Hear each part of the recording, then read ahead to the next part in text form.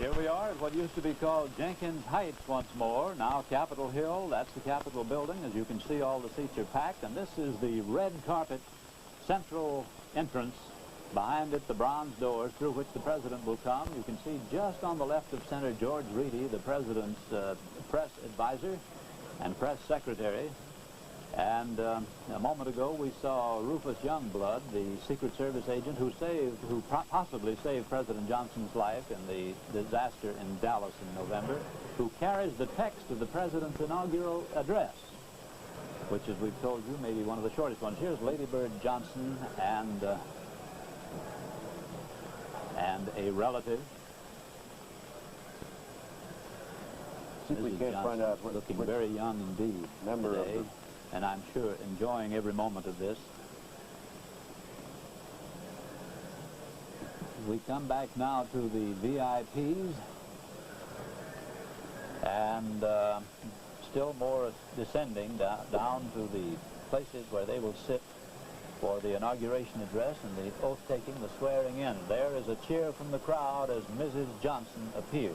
Mrs. Johnson, a soft-spoken, a deceptively soft-spoken lady who is very charming but a very strong figure, and whose investments enabled her husband to devote his full time to politics. Howard, Mrs. Johnson is wearing a striking red coat with black trimmings, a very dashing figure indeed, reminding one in some respects of the mien of Jacqueline Kennedy in 1961.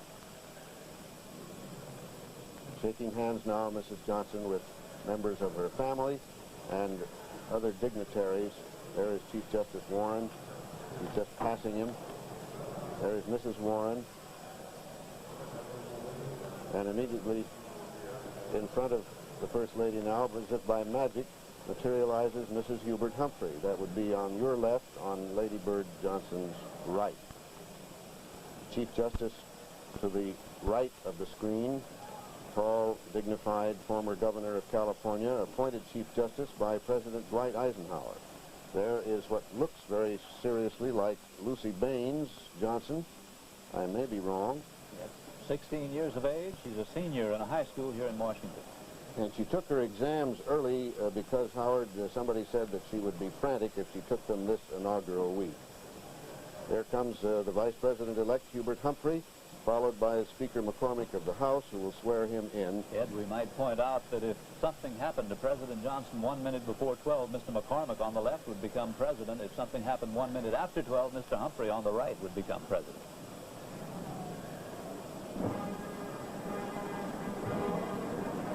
Now the Marine Band is striking up the martial airs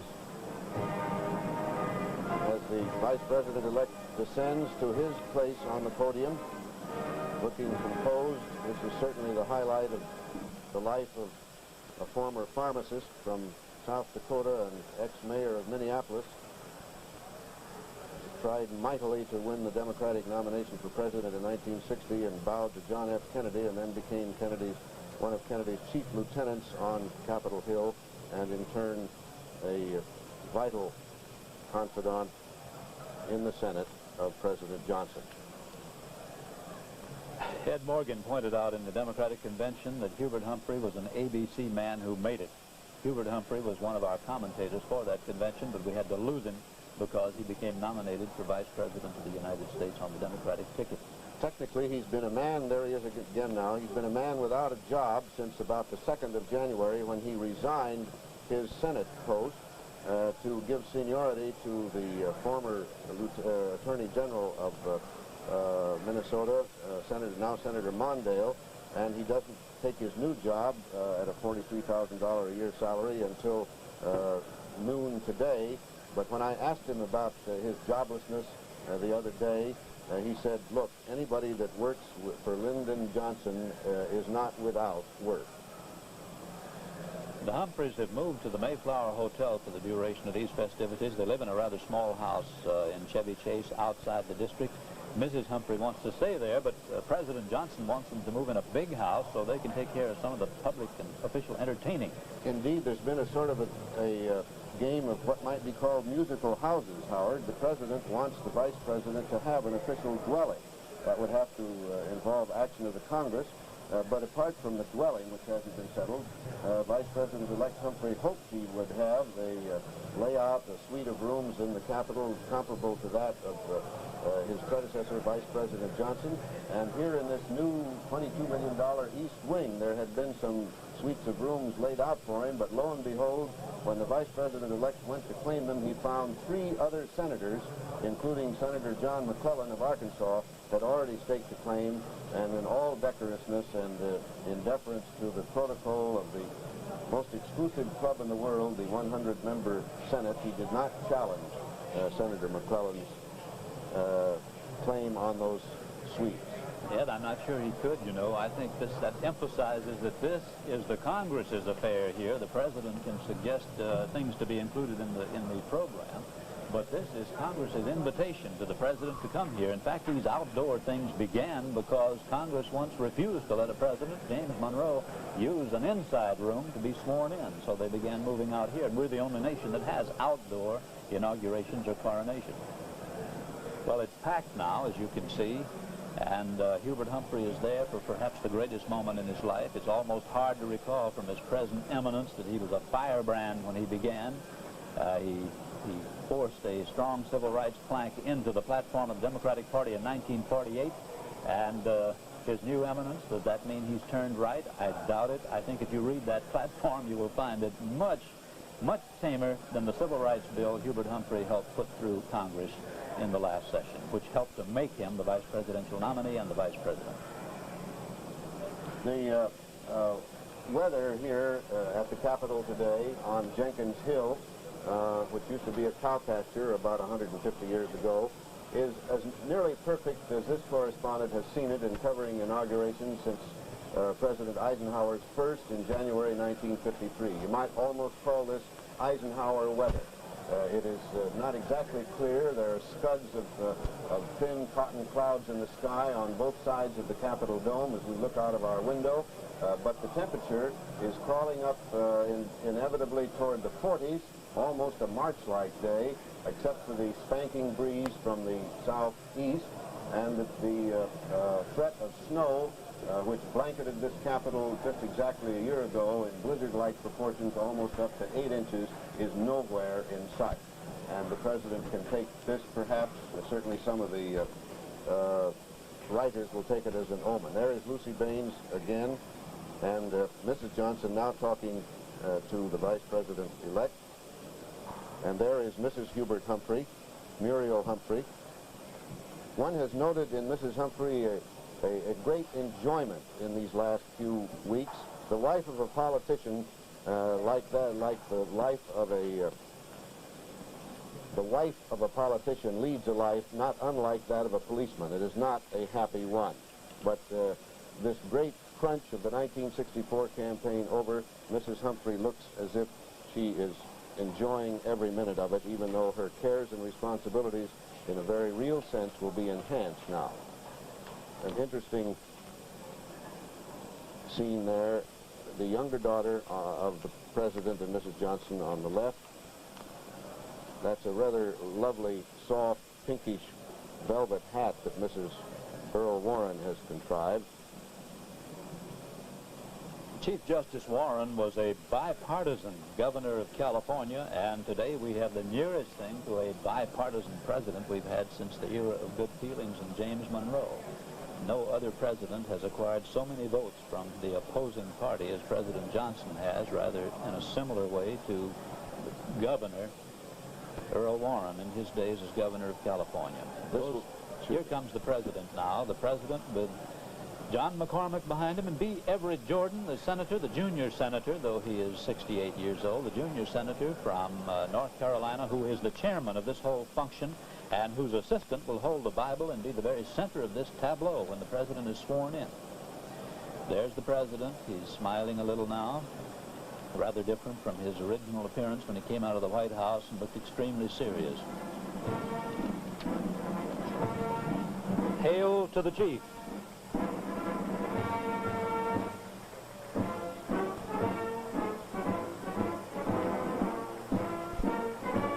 Comes the president down the red carpeted stairs, and the 45th inaugural ceremony of the Republic of the United States of America is about officially to begin. The President is wearing not morning clothes, but by his choice, a business suit, the first time a president has so chosen since Franklin D. Roosevelt in the middle of the war and chose to be inaugurated at the White House. The President has taken his seat. Secretary of State Dean Rusk immediately to his right and behind him, almost in the middle of your screen now.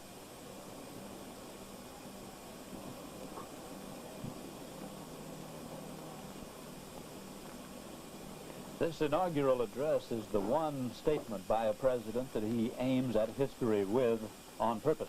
A lot of his others make history without being planned that way, but this is the one he seeks to stake his claim to a place in history, to outline what he aims to do, what he can do, and to appeal to the people of the United States to follow him in that course.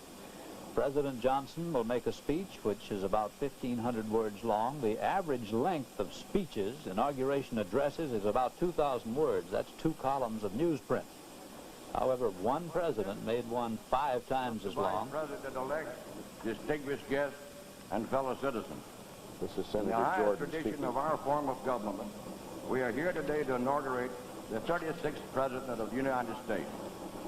It is a great honor for me as chairman of the Committee on Arrangements for this event to begin our program by presenting the United States Marine Band under the direction of Lieutenant Colonel Alfred Schoper, who will now play a song we all love, Stars and Stripes Forever. Who is the latecomer there, Bob, just going into a seat? They're still in the aisle. The airman is directing them to a seat. See him?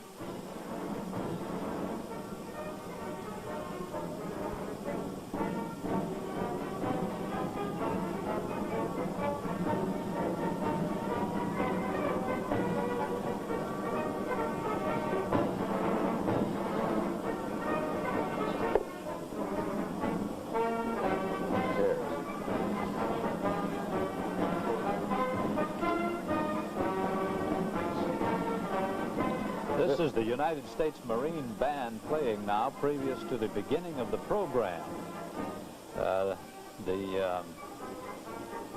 Senator Jordan, who introduced this band, is the chairman of the Joint Congressional Inauguration Committee and presumably will preside over proceedings, which I think Senator John Sparkman did last time, 4 years ago. That's when correct, President Howard. Kennedy was there. Things have been going so much like clockwork so far that a couple of the VIPs found themselves latecomers after the president, which is considered somewhat a breach of etiquette. So far, everything has been going without a hitch. You might even say, in deference to the Texas flavor, without a half hitch. The Republicans are not represented today in their loftiest status, which is not particularly unsurprising. Senator Goldwater, the defeated candidate, now ex-Senator Goldwater of Arizona, is not here. He's flying to New York on unspecified business. Richard Nixon, the defeated candidate in 1960, is in New York and is flying today to Minneapolis on business. General Eisenhower, the only living Republican ex-president, is in Palm Desert, California, and may or may not play golf, depending on the weather. Herbert Hoover, who had been alive 4 years ago, flew up to the ceremony from Miami to attend the ceremony for John F. Kennedy, but was forced to return to Florida by bad weather. There is the profile of Hubert Humphrey, which will become more and more familiar to the American public and the world at large as these next 4 years of the so-called Great Society unfold. Beyond him, the female profile, of course, is that of the First Lady of the United States. Senator Jordan again. Will the audience now rise as the Most Reverend Robert E. Lacey pronounced the invocation?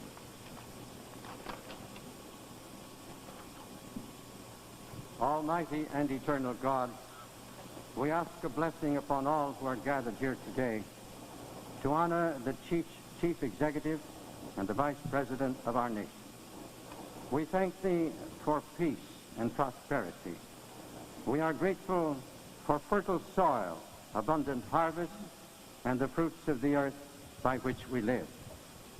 But we remember that man does not live by bread alone. And so we are grateful, too, for the spiritual heritage of our nation, a sense of justice to all mankind, a spirit of charity to the lowly and the oppressed.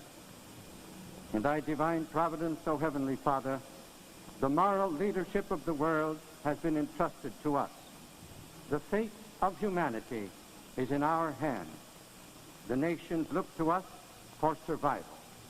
Western civilization stands or falls with America. In these days of tragedy and crisis, all that we hold dear is challenged. Belief in God, respect for human personality, honor, integrity, the very freedom of the human spirit.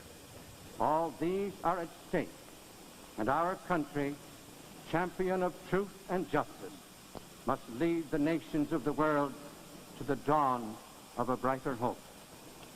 We pray that Almighty God may grant to the leader of our country wisdom and understanding, strength and courage.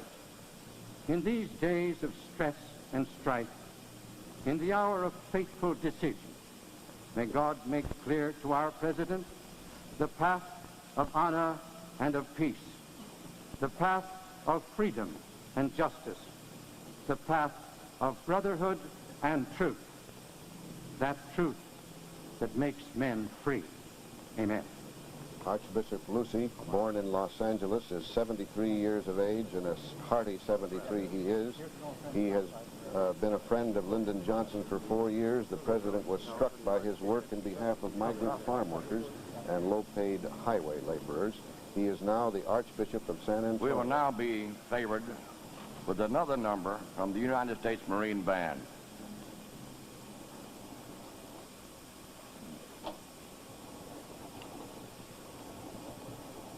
We have three Texas clerics here today who will say prayers, and one, the fourth, is the Archbishop, the Greek Orthodox prelate, who was born in Turkey. I believe he's the only one, Howard, who participated among the clerics for the inauguration of John F. Kennedy. There are huge masses, as you can see out there. The crowd's tremendous, and the crowds have always been large for these. It was not until President Harding in 1921 that they had a public address system. Up to that time, presidents had to reach those huge crowds, which have not got larger, by lung power. Today, they have a very excellent public address system, and every word will be heard not only here, but incidentally, this is the first inauguration, parts of which will be carried by a Telstar, so people in other parts of the world will hear and see this at approximately the same time as we do. The inauguration of Calvin Coolidge was the first to be broadcast by radio. That is to say, his inauguration after election. He was, needless to say, on the death of Warren Harding, sworn in at his father's home in New England in the middle of the night, but on his public inauguration in 1925. The world, technically at least, has come a long way since then, and who knows what other gadgets will be invented in the 4-year space between now and 1969, when another president will be inaugurated here. Probably, some people say, Lyndon Baines Johnson himself, but no one can tell.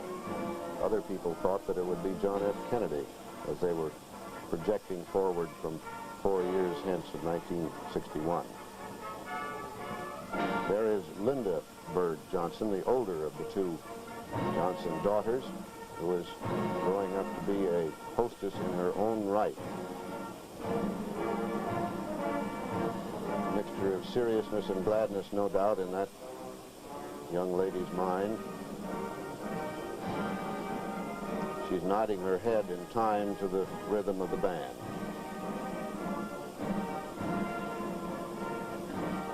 Mrs. Humphrey. In a way, it's fortunate that so far nobody has invented an X-ray gadget to measure the emotions of these people. They are private, even though they are public figures. In some respects, Lady Bird Johnson is a combination of Jacqueline Kennedy, Dolly Madison, Bess Truman, a completely distinctive person in her own right. Jolly, vivacious, a businesswoman who has handled the Johnson television properties in Texas profitably before her husband became vice president and then president. An untiring politician's wife who has to attend innumerable receptions, as she did on Monday afternoon with Mrs. Humphrey, for some several thousand diplomats. Excuse me, Howard, go ahead. It would take a very sharp eye to see it, but just above that banister, there is plate glass, armor plate glass, which would deflect bullets. Just a short quantity of it, not as much as before the presidential reviewing stand. Here comes Senator Jordan again. We will now have the pleasure of hearing a special arrangement of America the Beautiful by Miss Lyndon Price, accompanied by the United States Marine Band.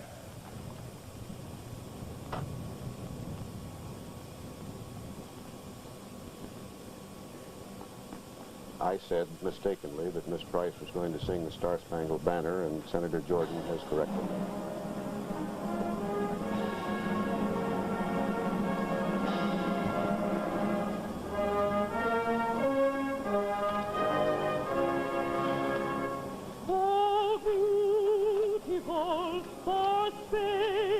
Skies, for amber wheels of grain, for purple mountains' majesty, for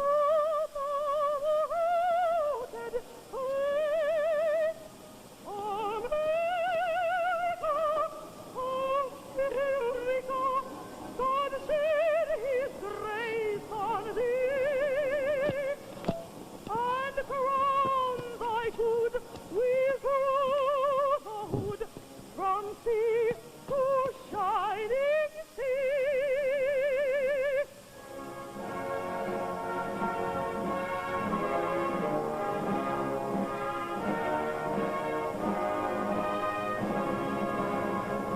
Oh, beautiful for patriot dream that sees beyond the hills, thine alabaster cities gleam, who seemed a human till. America, God shed His grace on thee, and crown thy good with rose from sea to shining sea.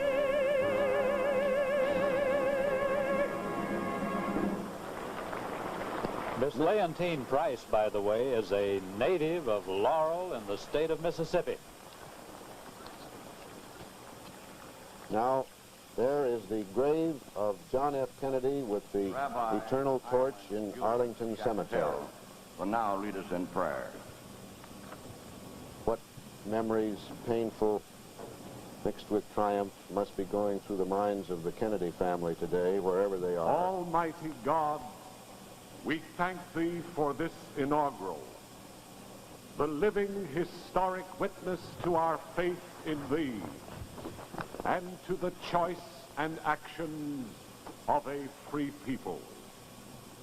Here at the capital of our nation, the very sight of which exalts our hearts and awakens thrilling memories of the preeminent men of our resplendent past. We pray for Thy blessings upon our beloved President, the Vice President, and those associated with them in the sacred trust of leadership. As Lyndon Baines Johnson and Hubert Horatio Humphrey each places his hand on the Bible to take his oath of office, let them know and let us feel that the hands of all of us join theirs in this symbolic avowal that thou art supreme, and thy holy word our eternal challenge. We ask for no miracles beyond the miracle which is always with us, if we will only use it. The power of love to transform foes into friends, slaves into freemen, the curse of war and poverty into the benediction of concord and plenty. May this inauguration, O Lord, mark the renewal of a people unafraid of the tasks of greatness, a turning point in American history when we move closer to the realization of President Johnson's dream of a better life for every citizen, and of uniting with all who are dedicated to the continuance of humanity's immemorial heroic journey toward freedom and prosperity, justice and peace. Amen. Another Texan by adoption, Rabbi Hyman Judah Schachtel, that was. He was born in London, grew up in Buffalo, went to Houston, Texas in 1943, now serves Congregation Beth Israel in Houston. He has known the President of the United States for 15 years. The Speaker of the House of Representatives will now administer the oath of office to the Vice President-elect.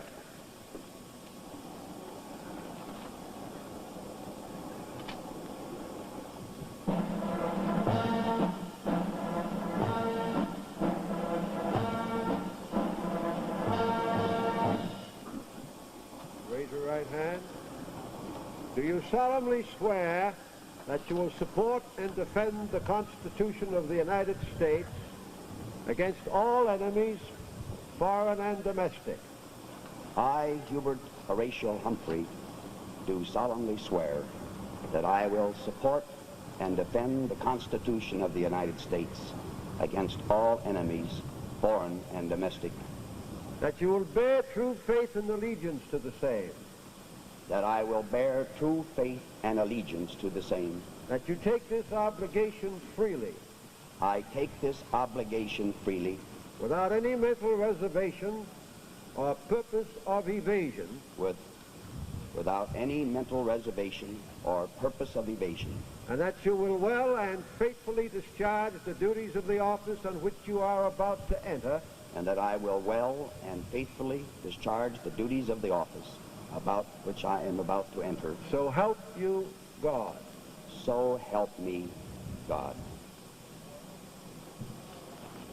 Ladies and gentlemen, the United States has a Vice President of the United States for the first time in 14 months since the death of President Kennedy.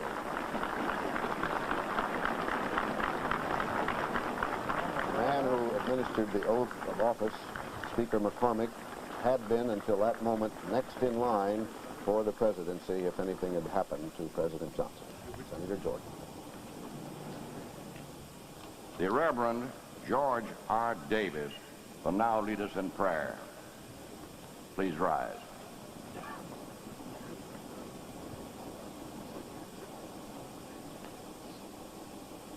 God of our fathers, to whom persons are of supreme importance, we lift up this day a man to be set apart in a special way. In our love and prayers through this historic and exalting ceremony, we lift him up as we do the Vice President and their gracious families. To thy strong help we commend them and all men and women in all areas and branches of our nation's life who share the terrible splendor of leadership and authority. Bless, guard, and keep thy servant Lyndon Baines Johnson, that he may prosper in the sacred task to which he has been called by the decisive will of the people and by divine providence. We thank thee for his magnificently significant service to his nation and the world already written on history's scroll. For his gallantry and stability seen in times of greatest peril and in dire tragedy, as well as in the daily routine of his never-ending duties, we thank thee. For his careful preparation for such a time as this by hard discipline and patient attention to details, we thank thee. For all of his skills in the political sciences and arts, and for his insights into our ways of government, we voice our gratitude to thee, giver of all good gifts to men. To the President and the Vice President, continue thy help, and to all those whose judgments and loyalties they must be able to rely upon. Grant our President not to grow weary, as he must remind us we are one people, and that we are but one of many worthy nations and an inspiring family of nations. For thus, God of all the worlds, our dreams, our efforts, and our sacrifices thou wilt redeem, to give them universal meaning and purpose. Uphold him, that he may encouraging us to be able increasingly to reason together, to seek an essential consensus, to live in our strange and wonderful diversity with stable unity. Uphold our President, O God, as he leads us onward toward that great and desirable society of persons who seek real worth, a society in which none shall live in fear, because justice, mercy, and brotherhood will flourish in the earth. Thus we pray in the name of him who is the wonderful Counselor, the mighty God, the everlasting Father, the Prince of Peace. Amen. The Reverend Dr. Davis was pastor in Wichita Falls, Texas, before coming to the National City Christian Church in Washington 4 years ago. As a member of that denomination, the Disciples of Christ, President Johnson has attended Dr. Davis' The oath of office will now be any other administered in Washington. to the President by the Chief Justice of the United States. Now the moment.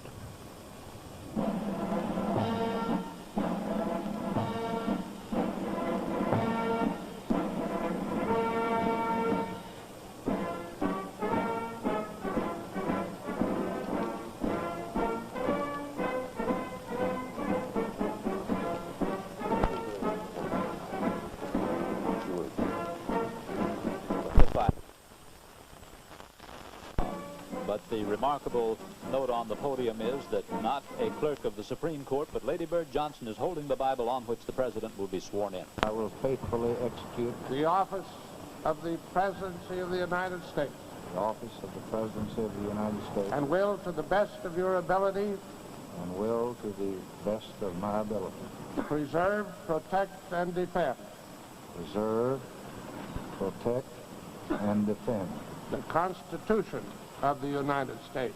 the Constitution of the United States. So help you God. So help me God. My best wishes.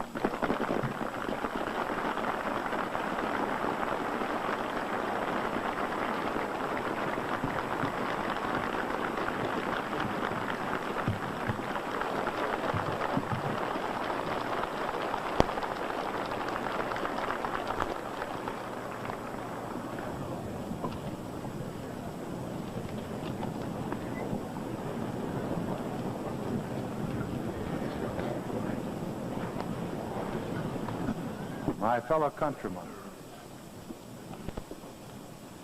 on this occasion, the oath together. We are one nation and one people. Our fate as a nation and our future as a people rests not upon one citizen, but upon all citizens. That is the majesty and the meaning of this moment.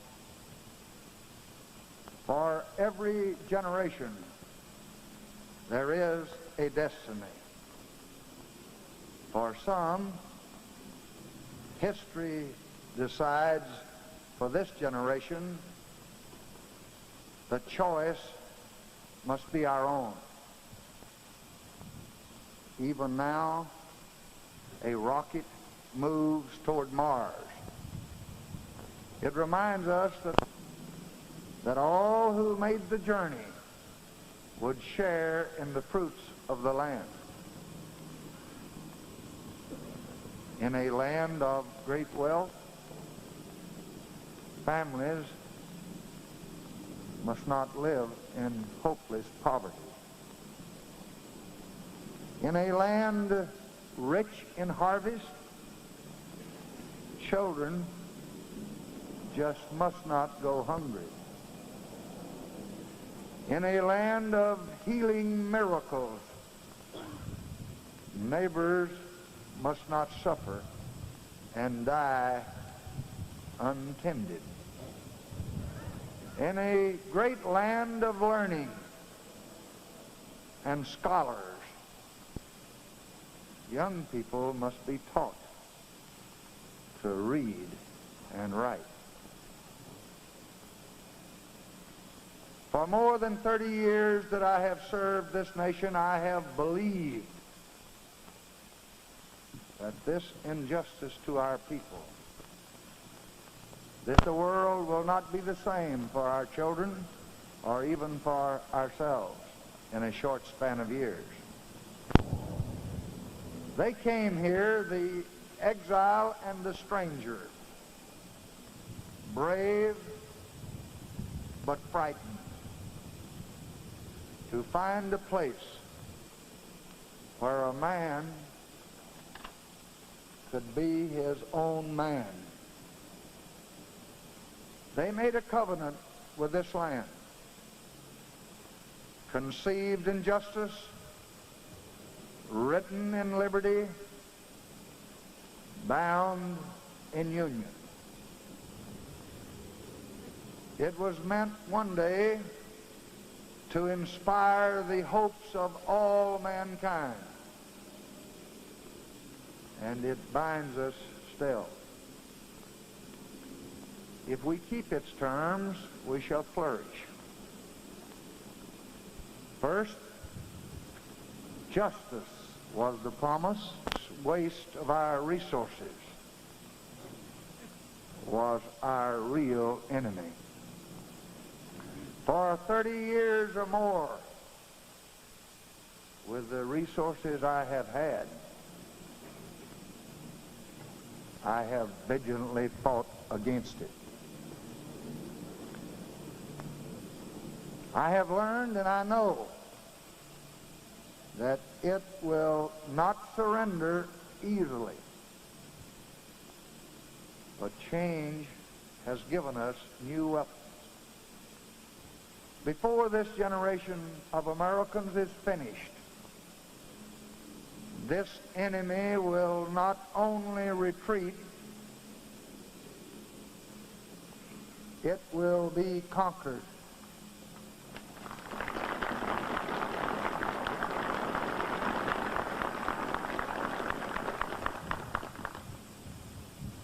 Justice requires us to remember when any citizen denies his fellow,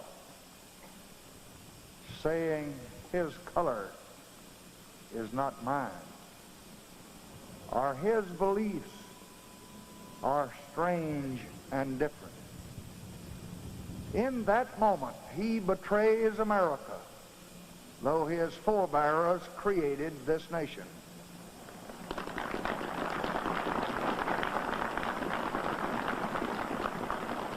Liberty was the second article of our covenant. It was self-government. It was our Bill of Rights. But it was more. America would be a place where each man could be proud to be himself, stretching his talents, rejoicing in his work, important in the life of his neighbors and his nation. This has become more difficult in a world where change and growth seem to tower beyond the control and even the judgment of men. We must work to provide the knowledge and the surroundings which can enlarge the possibilities of every citizen. The American Covenant called on us to help show the way for the liberation of man. And that is today our goal. Thus, if as a nation there is much outside our control, as a people, no stranger is outside our hope. Change has brought new meaning to that old mission. We can never again stand aside, prideful in isolation. Terrific dangers and troubles that we once called foreign now constantly live among us. If American lives must end and American treasure be spilled in countries that we barely know, then that is the price that change has demanded of conviction and of our enduring covenant. Think of our world as it looks from that rocket that's heading toward Mars. It is like a child's globe hanging in space. The continents stuck to its side like colored maps. We are all fellow passengers on a dot of Earth. And each of us, in the span of time, has really only a moment among our companions. How incredible it is that in this fragile existence we should hate and destroy one another. There are possibilities enough for all who will abandon mastery over others to pursue mastery over nature. There is world enough for all to seek their happiness in their own way. And our nation's course is abundantly clear. We aspire to nothing that belongs to others. We seek no dominion over our fellow man, but man's dominion over tyranny and misery. But more is required. Men want to be part of a common enterprise, a cause greater than themselves. And each of us must find a way to advance the purpose of the nation, thus find new purpose for ourselves. Without this, we will simply become a nation of strangers. The third article is union. To those who were small and few against the wilderness, the success of liberty demanded the strength of the Union. 2 centuries of change have made this true again. No longer need capitalist and worker, farmer and clerk, city and countryside struggle to divide our bounty.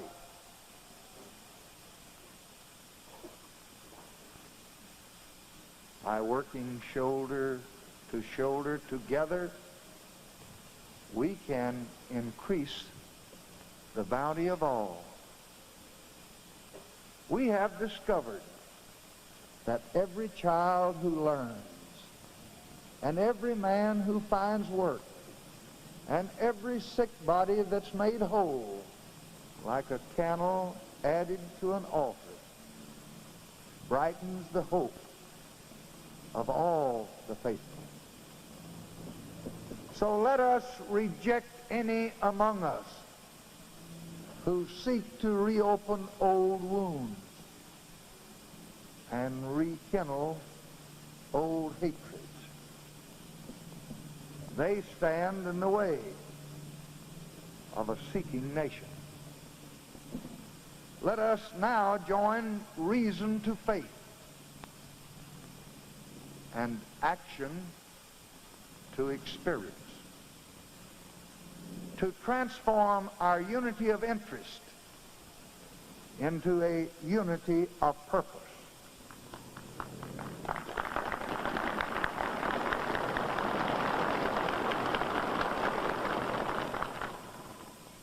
For the hour and the day and the time are here to achieve progress without strife, to achieve change without hatred,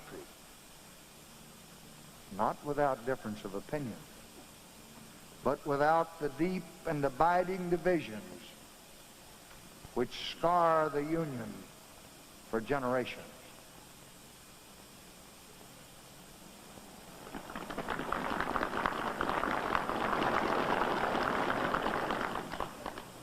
Under this covenant of justice, liberty, and union, we have become a nation, prosperous, great, and mighty. And we have kept our freedom. But we have no promise from God that our greatness will endure. We have been allowed by Him to seek greatness with the sweat of our hands and the strength of our spirit. I do not believe that the great society is the ordered, changeless, and sterile battalion of the ants. It is the excitement of becoming, always becoming, trying, probing, falling, resting, and trying again, but always trying and always gaining.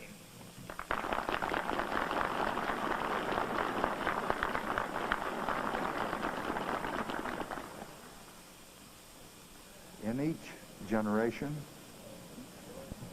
with toil and tears, we have had to earn our heritage again.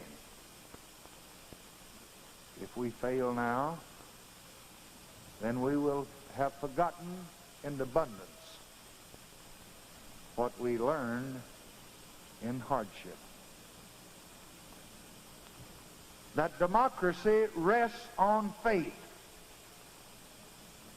That freedom asks more than it gives. And the judgment of God is harshest on those who are most favored. If we succeed, it will not be because of what we have,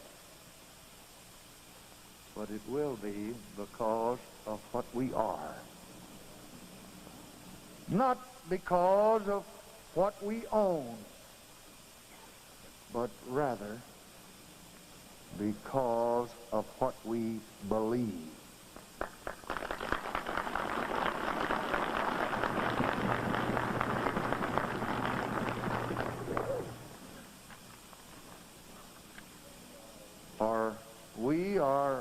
nation of believers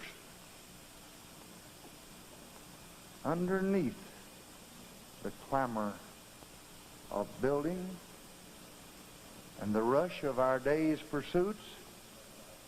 We are believers in justice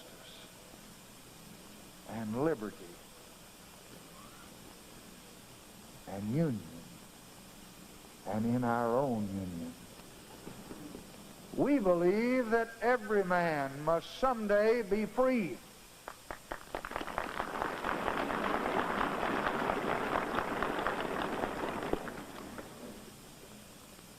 And we believe in ourselves.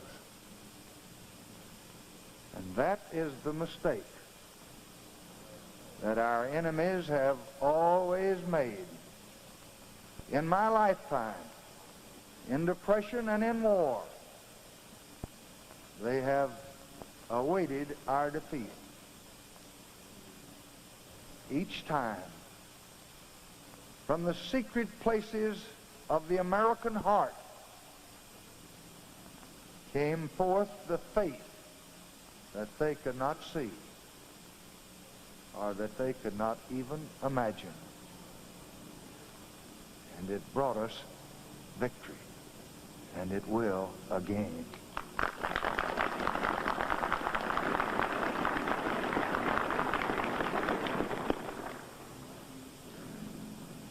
For this is what America is all about.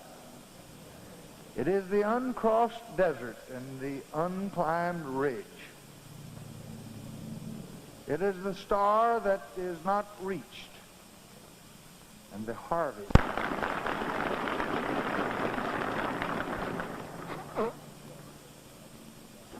And to these trusted public servants, and to my family and those close friends of mine who have followed me down a long, winding road, and to all the people of this union and the world, I will repeat today what I said on that sorrowful day in November last year. I will lead, and I will do the best I can.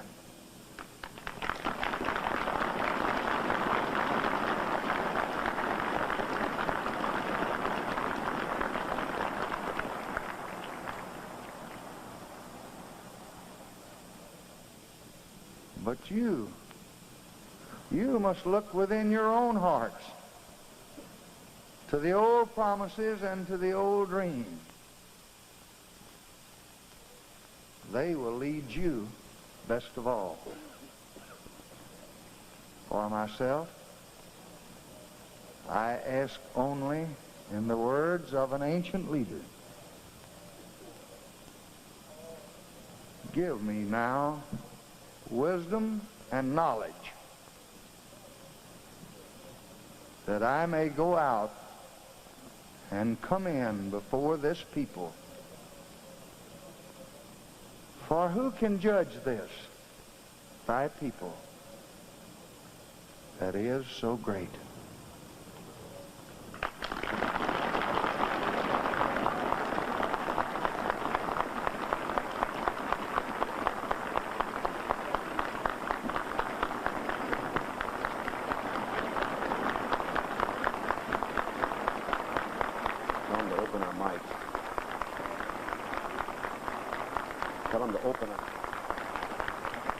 Well, the boy who came here as a skinny string bean and a secretary to a politician in 1932, now 33 years later, is inaugurated as boss of the whole nation.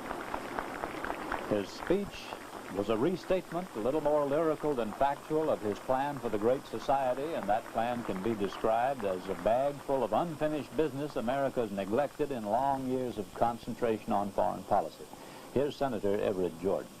We will now have the pleasure of hearing a special selection by one of the world's greatest choirs, the Mormon Tabernacle Choir, conducted by Richard P. Condé, which will now sing for us, "This Is My Country."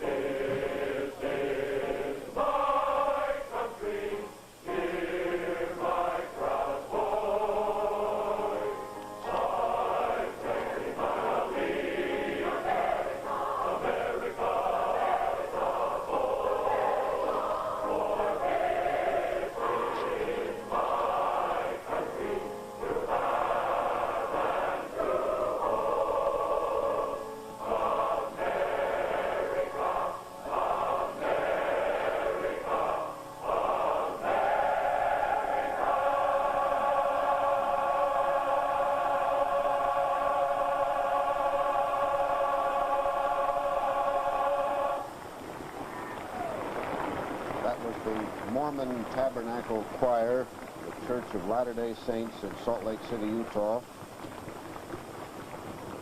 The choir was founded in 1867, 2 years short of a century ago. Senator Jordan.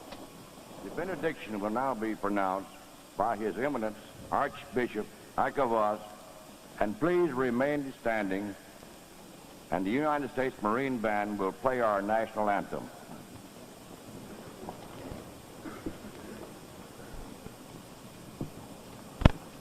Omnipotent and omniscient God, who in thy providence ordains that the destinies of men and nations upon this earth should be entrusted into the hands of the worthy, hearken, we beseech thee, to our thanksgiving, prayer, and supplication. From the time of the pilgrims and founding fathers of our nation, and throughout the course of our entire history, thou hast been our guiding light, our constant inspiration and illumination, and an inexhaustible source of reinforcement and fortitude. Having our trust in thee, we have raised under the splendor of thy skies the stars and stripes of our exalted ideals and national pursuits, and in the measure of thine loving kindness, we selflessly served the spiritual as well as the material welfare of our fellow men at home and abroad. We believe it is thy will that we continue in an unbroken continuity this honored tradition, and it is this belief that underlies the inaugural ceremonies and installation of our 36th President in the person of an honorable and dedicated servant of our people, Lyndon Baines Johnson. This inaugural ceremony, O Lord, is a most solemn act of rededication. We therefore pray to Thee to empower our beloved President, our Vice President, and their associates in the government of our nation to ever guard and preserve the image and beauty of our Commonwealth as the land of the free and the home of the brave. Shield and protect them from all ills, and enable us, O merciful one, to ever uphold the spirit that made our nation the hope of the distressed and the joy of the oppressed.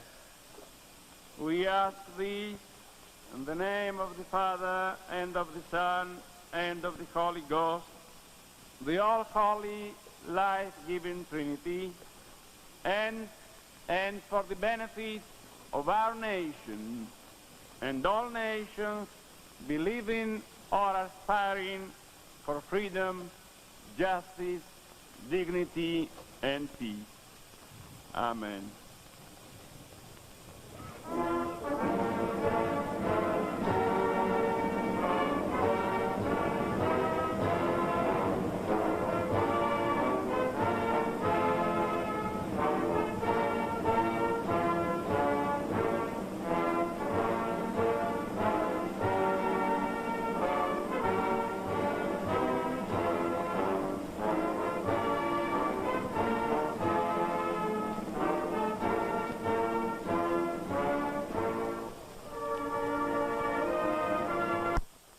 Begun the campaign for 1968. 4 years is going to be one of great friendship. I don't think, Marlene, that I've ever seen quite as gregarious an individual. He loves to talk to everybody, and he wants to see everybody.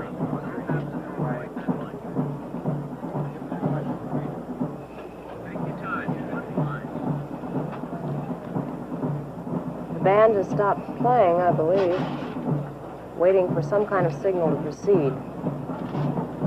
I think they'd like to be reviewed, and when the president gets back to his seat, perhaps they'll talk and march again.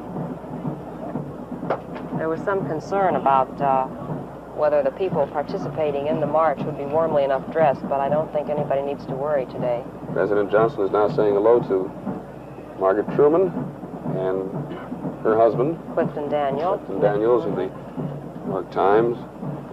Margaret Truman looks very radiant in a dark coat and a white hat, standing up and exchanging a few words. I think her father was very disappointed not to be here. He was the one former president that was going to come and had to cancel out.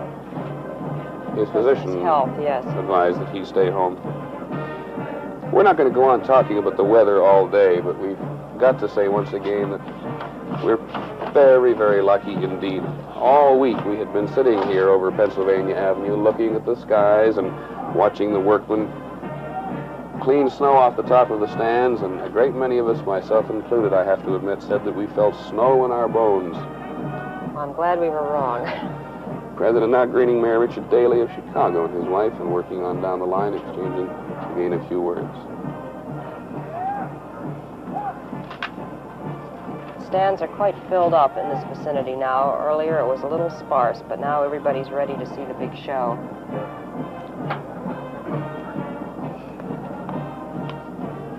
We'll return in a moment to Inauguration 65 after a message from the Purex Corporation.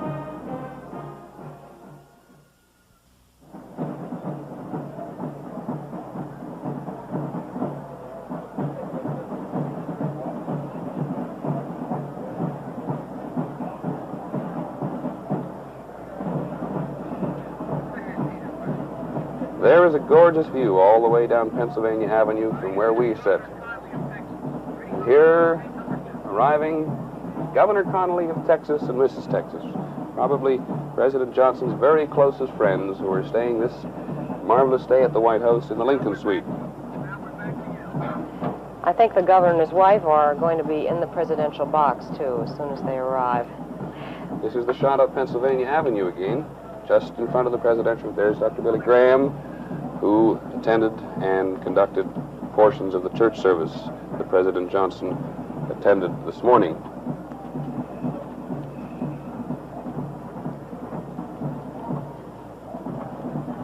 One of the things we won't be seeing this afternoon, Peter, is representatives of the women's division of the military. The Wax and Waves, I'm sorry to say, have been eliminated from this parade.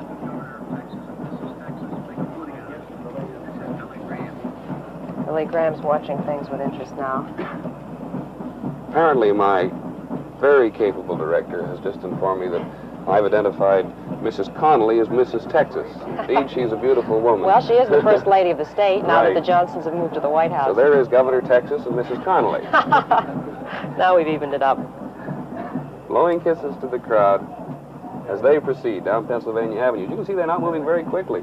And I, for one, am wondering just how long this parade is going to be held up as I crane my neck out. Here we go. That's as long as it's going to be held up. The president's back in his box. And down Pennsylvania Avenue comes the Southwest Texas State College contingent and the band.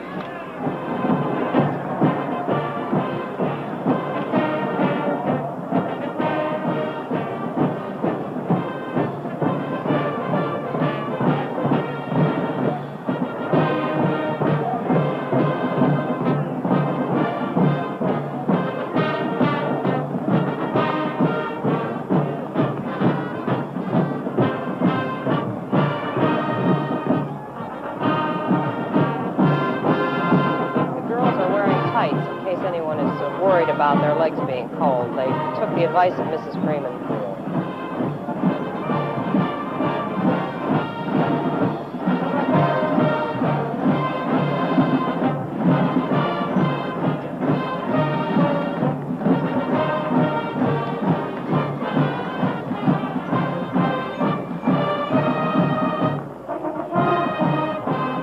Well, I always knew, Marlene, they had beautiful girls in Texas. There's the proof. clapping in time to the music in the president's box. Now they're giving them a hand. These girls dressed in red and white, beautiful costumes. This is a big moment for them.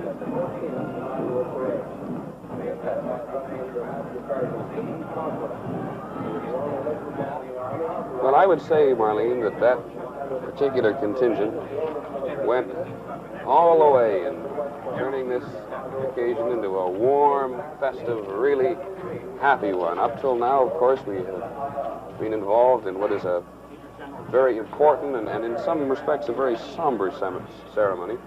But now it's time for everybody to have fun. And as President Johnson relaxes in his presidential booth, we meet the U.S. Military Academy.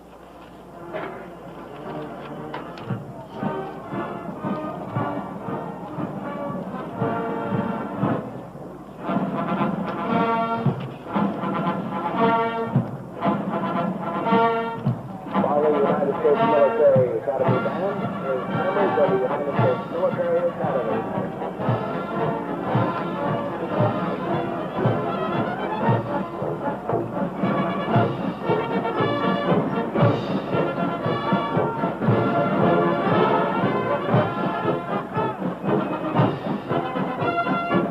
They're all standing in the presidential box to see this go by. Cadets from West Point. You will notice in that contingent, no bayonets. Rifles are all unbayoneted, if that's a correct phrase. Another part of the security precautions exhibited today for this inauguration parade.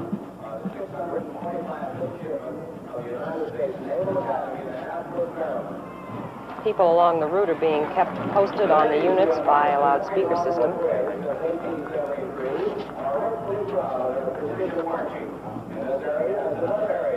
West Point colors.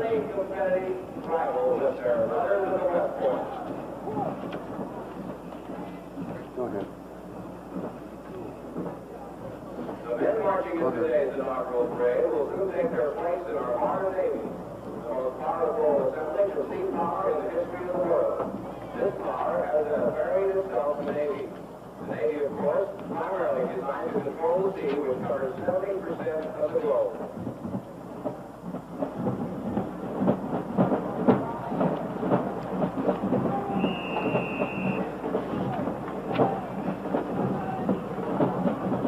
The proud and colorful 72-piece Naval Academy Band formed in 1853 is the oldest in the Navy. Now President Johnson, Mrs. Johnson, Vice President Humphrey greet the U.S. Naval Academy. Their famous theme song, Anchoring Away.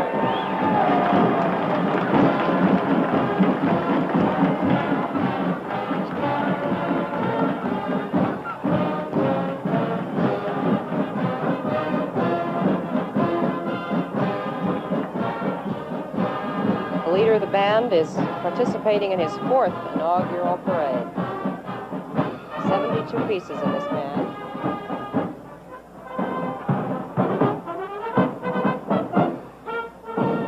The President and Vice President have now been joined for a review of the military academies on the presidential stand by Secretary Pence and Mrs. McNamara.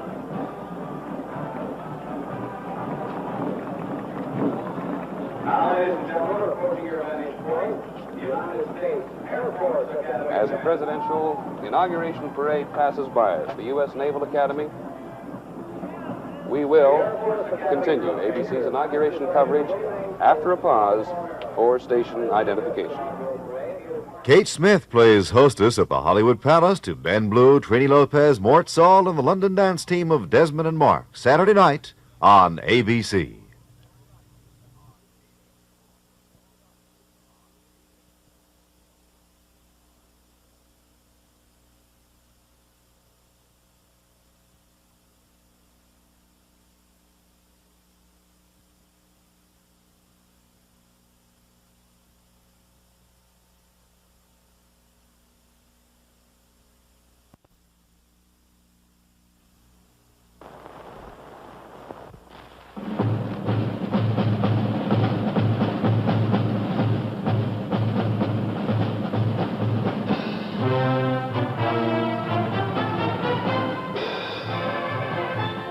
From Washington, D.C., ABC News is bringing you Inauguration 65, a complete report and commentary on the inauguration of Lyndon Baines Johnson as the 36th President of the United States of America. Reported by Howard K. Smith, Edward P. Morgan, Peter Jennings, and Marlene Sanders, leading the ABC News team. Inauguration 65 is being brought to you by Purex, maker of fine products for your home. This famous Purex trademark is your guarantee of best quality. When women speak, Purex listens. That's why we say you'll find the woman's touch in every Purex product.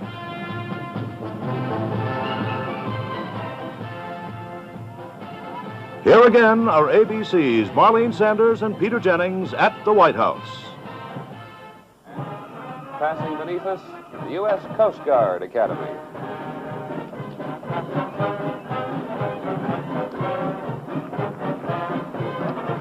Marlene Howard has already mentioned that I'm a Canadian, so I will admit in all honesty that this is the first time I've seen these military academies in performance, and they look tremendous. Now let's go down to the Treasury Corner where ABC's Murphy Martin stands by, ready to talk.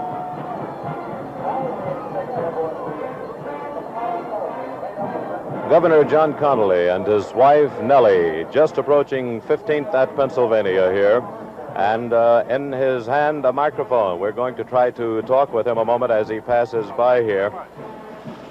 Governor Connolly, can you hear me?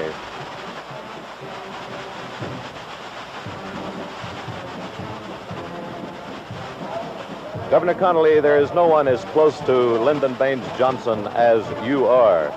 This is his great day. How is it affecting you? Is it your greatest day also?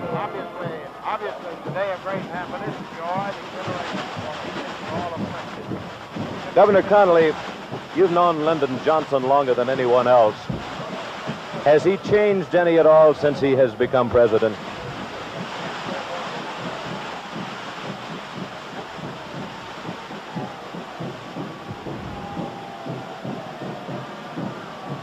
Governor Connolly, no one ever looks at you in a parade. I'm quite certain that they don't remember a day back in November of 1963.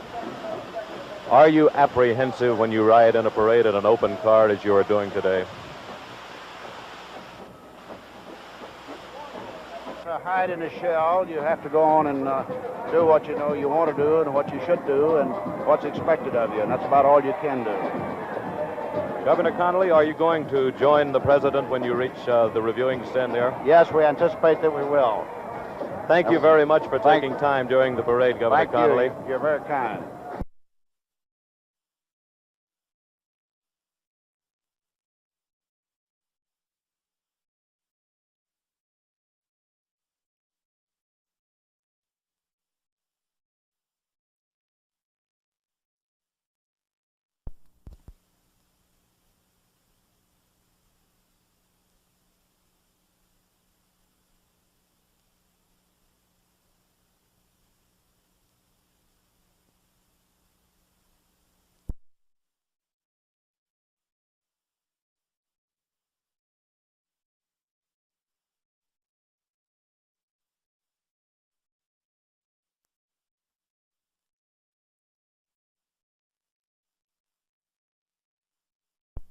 Governor Connolly, moving up to the Pennsylvania side that will lead to the reviewing stand.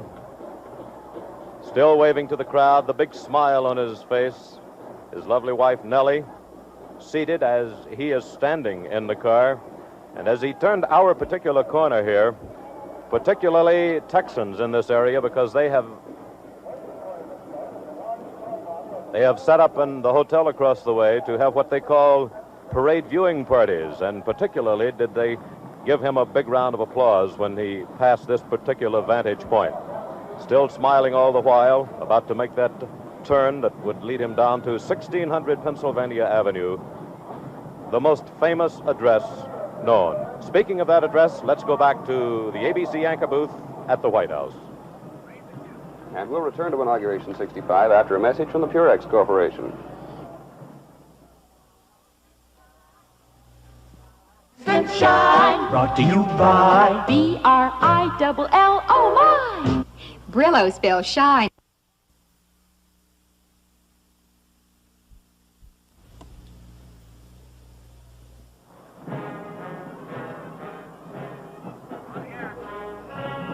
The Merchant Marine Academy is going by right now.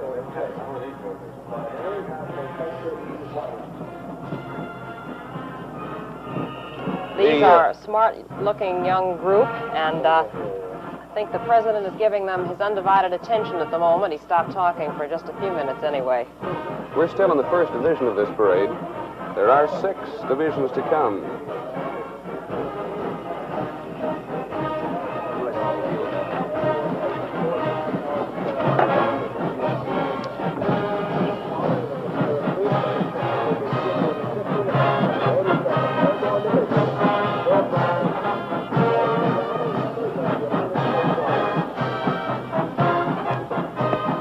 Immediately beneath us, the U.S. Army Field Band, and now the 82nd Airborne Division.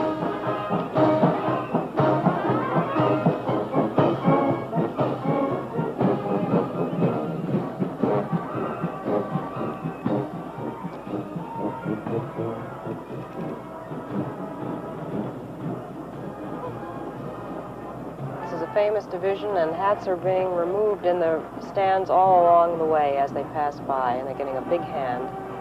Gained a large measure of their fame in World War II, where they fought valiantly in defense of Europe and their own country.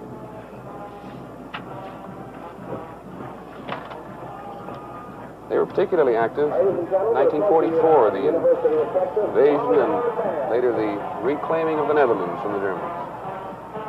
Receiving the band is the governor of Texas, John Conway. Governor Connolly's coming on, signifying the beginning of the non-military section of the parade. The civilian floats will be coming by from the various states. This year, the states have been carefully restricted as to how much they could enter. 1 float, 1 marching unit, 1 band, and 1 governor. That gentleman you just saw and see again is Baden Langton, ABC's correspondent in Flash Unit number 1. And there is Governor Connolly, another of ABC's correspondents. They're getting out of the car. They enter the stand from this side.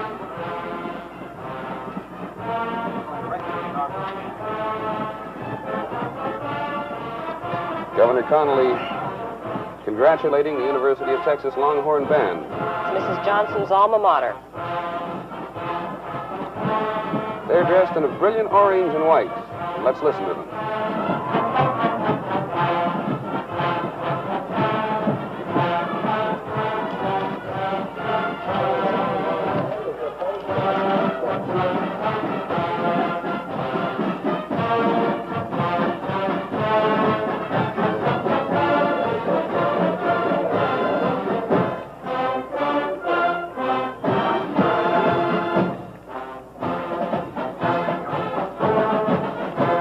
Johnson looking on, and there it is, Texas. The eyes of Texas in this case are literally upon us. And look, there's a real river of water in there. That beagle wagging his tail. Pedernales River, the star of Texas, the LBJ Texas Ranch, and leading the way, him.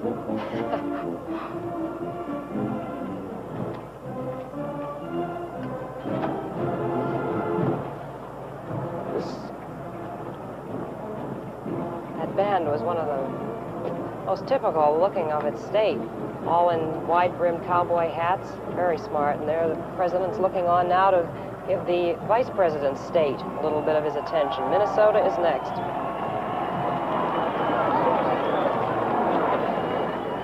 We got some Minnesota fans pretty close by.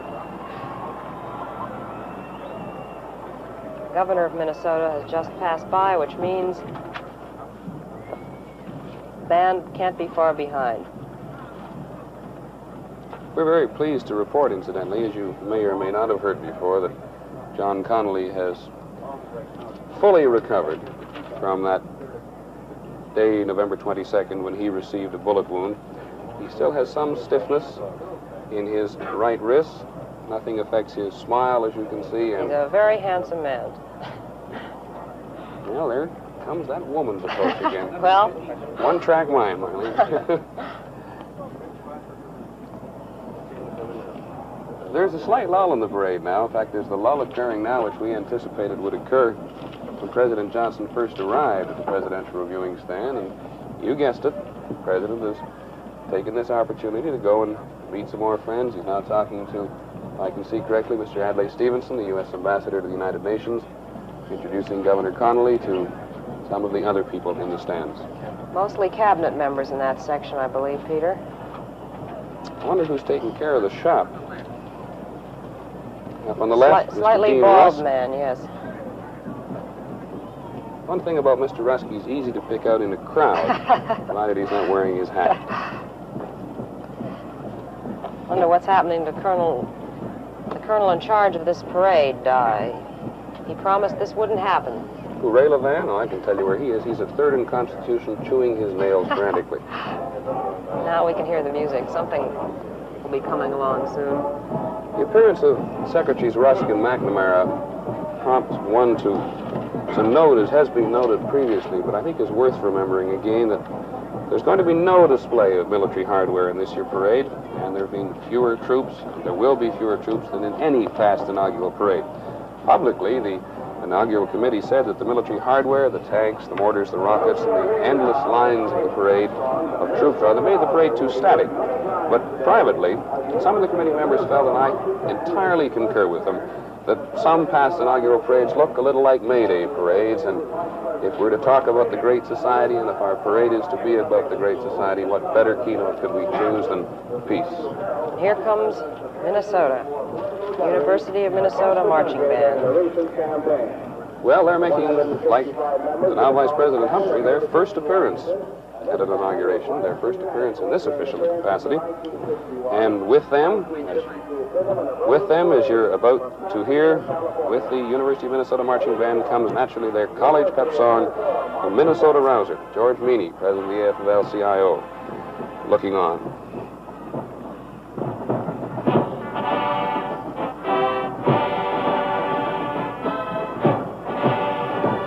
Theme of their float, accent on brain power. They have a good example in our new Vice President.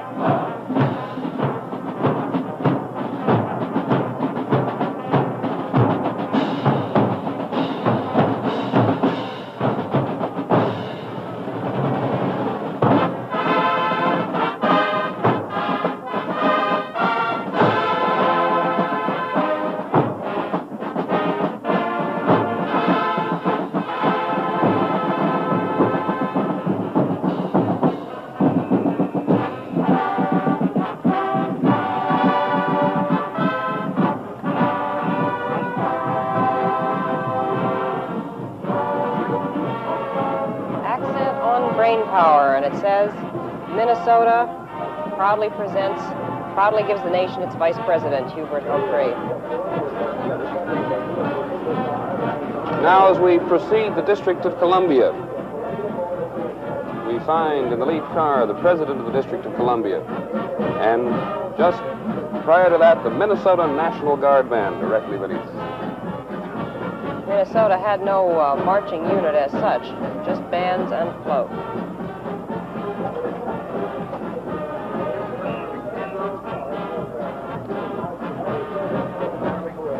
Speaker McCormick looking on, having played an enormous part in the inauguration ceremony, a key part are now standing down in favor, in a sense, of Hubert Humphrey, looking on at this inauguration parade. This is the St. John's College Military High School Band, which has marched in every single inauguration parade since 1917, except one, and that was 1961. District of Columbia always marches in this position, even though the order was changed for everyone else. They are the host, and that's why they come up third.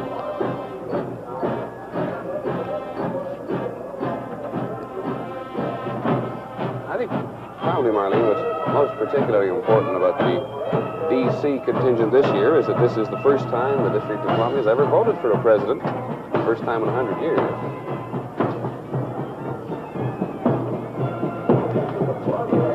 Now we have an ROTC unit, Joint Army Air Force Reserve Officer Training Corps, cadet contingent from Howard University in Washington, D.C. They're marching very smartly. They won an award, as a matter of fact, for their marching at the World's Fair earlier, rather at the end of 1964. And there you see the District of Columbia's float. District of Columbia, the float represents the district's desire for complete home rule, and it's expressed, if you can imagine, in 400 yards of white velveteen. And the young ladies on the front don't really need to be too aptly described. They're wearing beautiful red robes. And it also says home rule now. It looks rather like a protest. I'm sure it's not. There's a lot of tinsel in those gold medals. And now an integral part of American life, even now, and will continue to be so, the Indian floats. And they look wonderful on those horses. And now we have them, these are real Indians. Beautifully dressed, feathers, blue and white. All kinds of colors in their outfits. 45, Mr. Adlai Stevenson looking on, the U.S. ambassador to the United Nations. And there's another of those beaming faces which are not put on, but very automatic. And he's enjoying that Indian float, too. It's got there's an Indian sitting there looming a rug, and I don't know how much work she got done on this parade. She had the opportunity. Here's another one which represents the great heritage of the Indians, various views of the traditional Indian contributions to art and culture. There's Mr. Rusk, also mustering a very easy smile. Well, the Indians are really well represented in this parade. Well, they speak of great heritage, and of course they also speak of great progress. A lady in a canoe, too. Vacation land. This, of course, represents the various phases of development in Indian life in modern America: industry, conservation, and vacation land. To see Douglas Dillon. Now we have Indians riding in jeeps. I think they looked a little bit better on the horses earlier, but red, white, and blue jeeps. Well, they're all dressed, Marlene, according to their original tribal customs. And they're extremely colorful. The colors range from violent, shocking pinks to deep blues, feathers galore. And now, as Mr. McNamara looks on, we have a war dance. I'm not sure if that's particularly... Oh, that's very impressive looking. Let's take a good look at these Indians dressed up as war birds of some kind. Very ferocious looking.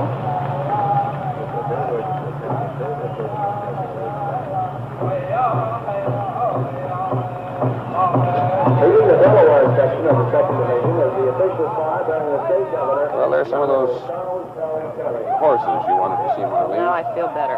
Following the float. One is a little bit untamed there in the back. Some people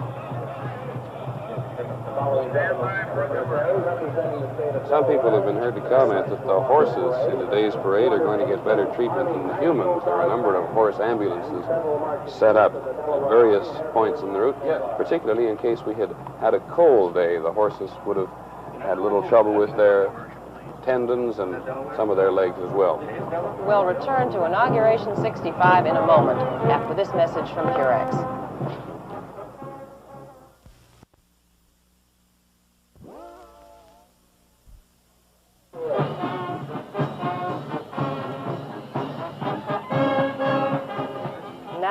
parade continues with Delaware. Delaware is now officially first in the parade after the president, the vice president, and the host state of Washington, D.C., because they were the first state to enter the Union in 1787. The opening marching contingent, the oldest in the unit, Delaware National Guard, which goes way back to around 1776, are dressed in the revolutionary costumes. And when we talk of parade today, we talk, of course, of tribute and parade of history and a number of other phrases which on initial thought seem a little out of place. But when you look from where we are and you turn around and look down at the parade, you realize how absolutely true it is. Because the costumes, the uniforms which are represented here, both of the military units, even as far as the Eagle Scouts are concerned, as they stand before us. Governor William Scranton just passed by. Now, Cardinal High School, Philadelphia, coming up. Cardinal Doherty High School. And a drum major. The band has recently been issued new uniforms styled from those worn on ceremonial occasions by the British Royal Regiment of Foot, the Goldstream Guard. This school has a total enrollment of 6,000 at the present time.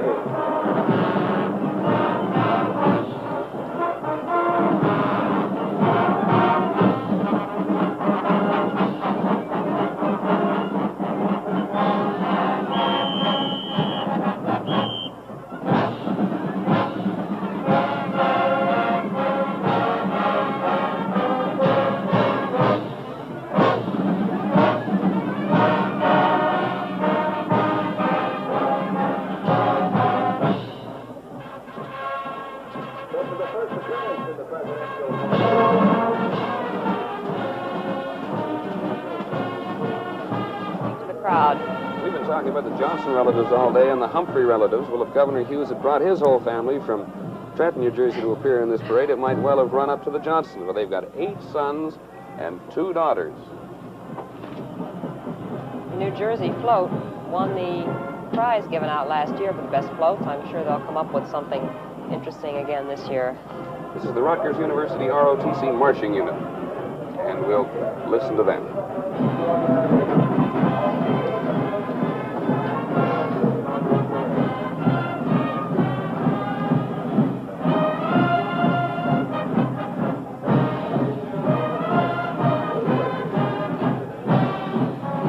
Once again, a colonial color guard, dressed this time in pre-revolutionary Jersey blue military uniform.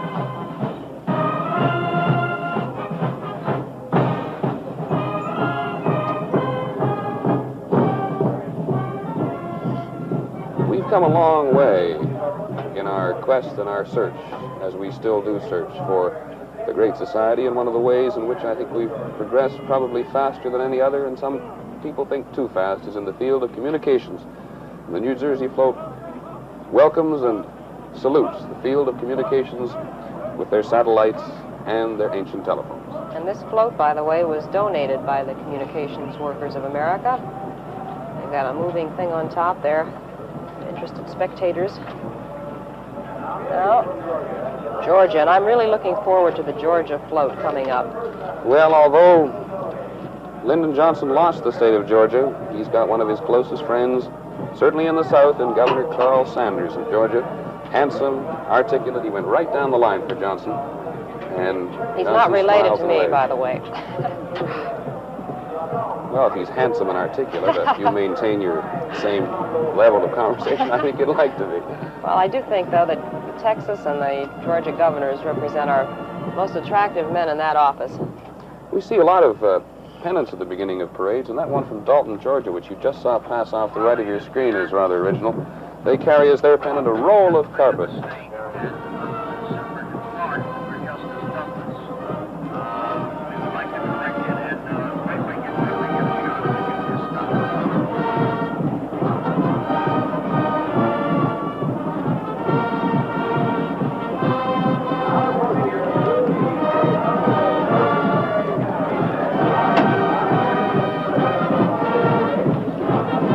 Dalton High School Band in Dalton, Georgia. This is Justice William Douglas. I think we identified him as one of his... We identified him as Justice Clark. Justice Clark. I'm sure today he won't mind. No. Oh, this is a smart-looking band. This is the Georgia Military Academy, and they're the largest military prep school in the country. And as you can see, like all the units, they dip their pennants. There's the Dixie flag. And there is President Johnson. There's the whistle stop train that Georgia has decided to contribute as its float. You were on that, Marlene. I sure was, and I'm anxious to see it. There it comes down the track, so to speak, flashing its light. There's Everett Dirksen looking on. He made some very marvelous comments earlier today, as did a number of Republicans, and it's indicative of the unanimity that exists, nonpartisan approach to this great day. Well, I tell you something about this train. This looks more like something made out of candy than the one we were on, with all its stripes and colors, and there are the girls waving from the windows. Actually, they are President Johnson's waving in hand. These were called the Southern Bells that came along and extended their hospitality to people along the way and to the reporters who went on that very fine trip through the South. See if we can catch a glimpse of the rear car where Mrs. Johnson spent much of her time, for her press secretary, Liz Carpenter's daughter, is one of the young ladies who is portraying Mrs. Johnson on this. And Donna Lindbergh is portraying Liz Johnson.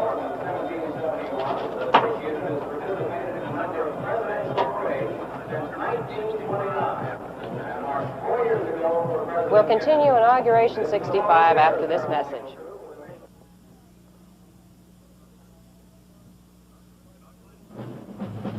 Inauguration 65 is being presented by Purex, maker of fine products for your home, including Liquid Trend for dishes and hand washables, Dutch Cleanser in the all-plastic container, Sweetheart Soap.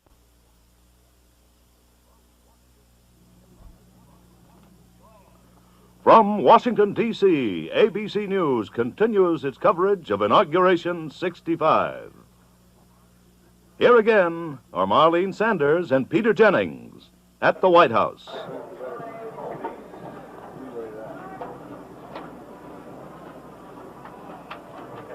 Connecticut is now passing by.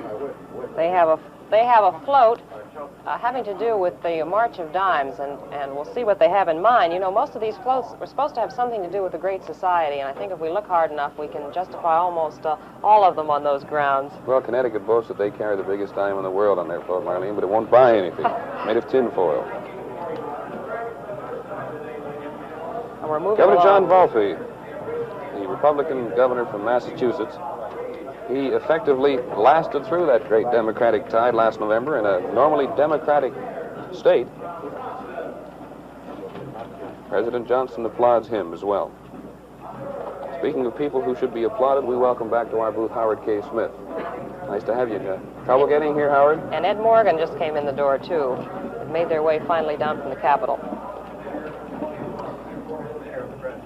Well, Massachusetts first entered this union back in 1788. Bay State, well, the old colony as it's often referred to, means in Indian large hill place. And they're represented by the Crusaders Drum and Bugle Corps from Boston. I thought at one point, in fact, we'd been told emphatically, Marlene, that the bands weren't going to play when they came by President Johnson. In fact, this is the first one that has. Well, I'm glad they changed their minds. I've been enjoying the music. I don't know about you.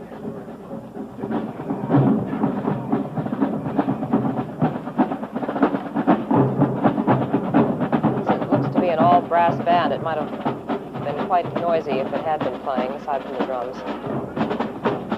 We need to take this moment to remind you now that later on this evening on most of the ABC stations around the country, ABC Scope will replay the highlights of today's inauguration broadcast. So if you have missed even part of the inauguration parade, or if you'd like to see much of it again, watch ABC Scope tonight on ABC, and we will recreate for you, or replay for you at least, the highlights of this important day in 1965 for President Johnson. Marlene? Well, Maryland is the next state coming in, entered the Union in 1788, and they're not going to have a float. It's surprising how many states have decided not to, but perhaps they had such a hard time coming up with an idea. I spoke to the New York delegation and asked them how did they ever come to a decision on what to enter. I could picture them arguing in smoke-filled rooms endlessly, but they said they decided to ask commercial artists free of charge to volunteer designs, and that's how they finally did it, which was probably a good idea. Well, Maryland entered the Union in 1788, and they're represented, their marching unit at least, by the Leonard Hall Naval School cadets from Leonardtown, Maryland, and their uniforms are styled closely after Annapolis uniforms. These are, of course, the colonial uniforms, and the pace of their march is rather colonial at the moment, too. The Minutemen, of course, is the representation of that particular uniform. And they carry the early muskets. There are a number of great collections of early muskets in the country, and there's a good one right there of early firearms that have been kept and taken care of, in fact, with loving care.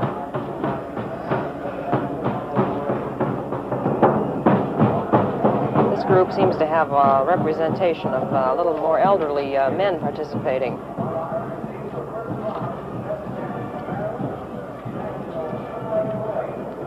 The car you see is that of J. Millard Tawes, Governor of Maryland. This is the second term that Governor Tawes has had, the Democratic governor from Maryland. And a very gracious bow and a wave. Mrs. Tawes still stands as President Johnson applauds her. The governor relaxes a little quicker. This is the Leonard Hall Naval School cadets. Direction. And the marching unit is the North High from Hagerstown, Maryland.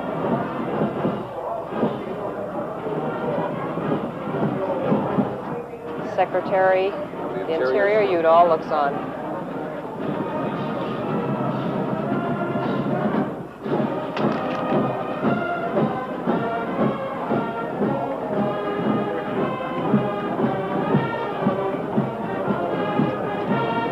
And now Leonard Hall Junior Naval Academy from Leonardston, Maryland. All you people in Maryland, I promised you we'd get you in.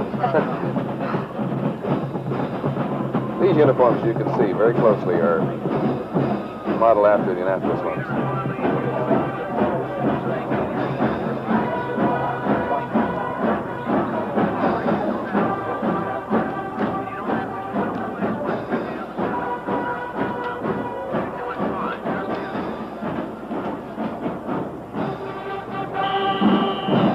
One thing we don't get from up here is a view of how short those young gentlemen are. But many of them appear to be just about 5 feet at the most.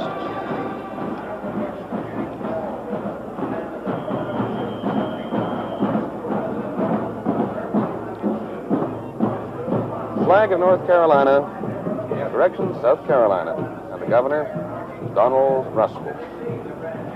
I spent a little time with Mrs. Russell on the Whistle Stop tour.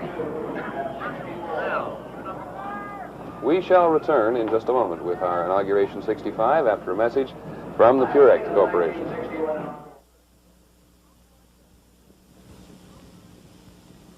How far can you stretch a penny these days?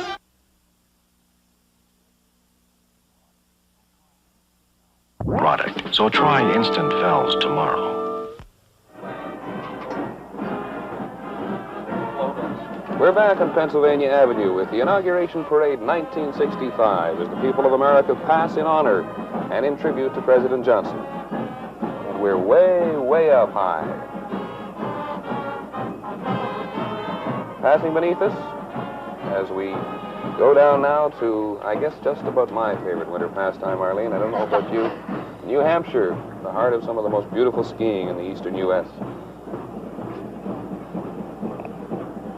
They probably thought they'd be the most comfortably dressed in the parade, all bundled up in their ski outfits. As it turned out, the temperature's in the 40s, so I guess you just can't plan these things. We just heard from the Washington police a few moments ago, and they inform us that close to 1 million people are lining this route from Capitol Hill to here at the White House, and it would be most indicative that the all-come spirit of President Lyndon Johnson has certainly worked this afternoon.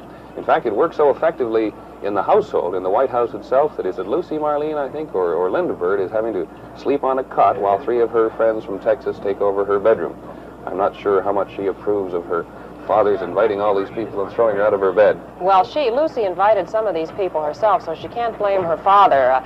Linda Bird has 5 friends, and Lucy's, I guess, I don't know whether I should call him a fiancé. She's pinned to him, but she's a little young to have a fiancé. Now, no dirty rumors, come on. But anyway, he's arriving, and I guess you have to have your date stay at the White House if you're in the first family. Otherwise, getting in and out of the place is such a problem. They will be house guests there. I think about the funniest incidents, and I'm sure Bill won't object if I relate it to you, but the security has been so strict here that we've had a great deal of difficulty getting anywhere at times, and Bill Lawrence and John Scally, 2 of our most noted correspondents here in Washington, were allowed into the White House grounds yesterday with their White House passes to go to the press room, but they couldn't go anywhere else, and I guess that's about the first time that Bill has ever been held up seriously at the White House gate. President Johnson is off again to welcome and bring greetings to more of his friends and colleagues who sit with him in the presidential stand this afternoon.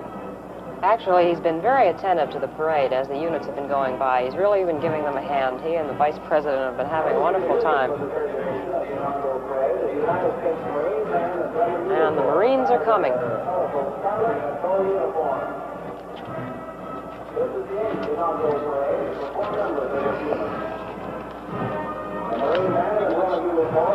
You probably hear a voice in the background from us. In fact, you may hear a great deal of voices in the background.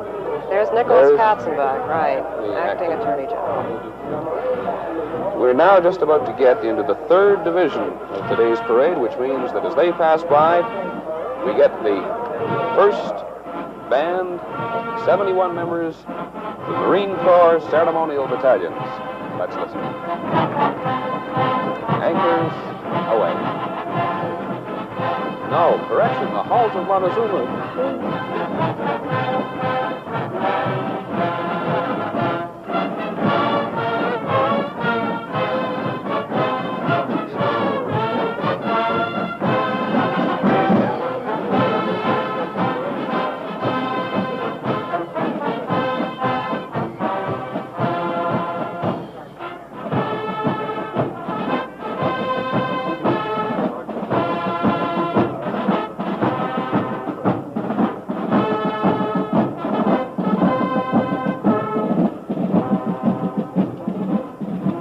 As the U.S. Marine Corps marches by, President Johnson welcomes to his presidential box Sergeant Shriver and his family.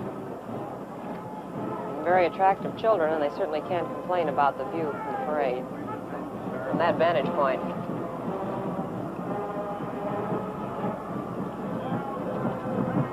There's one of the Shriver children right there who suddenly just appeared behind the president, appeared almost to tap him on the back and say, "Hi, you said you all come, so I'm here."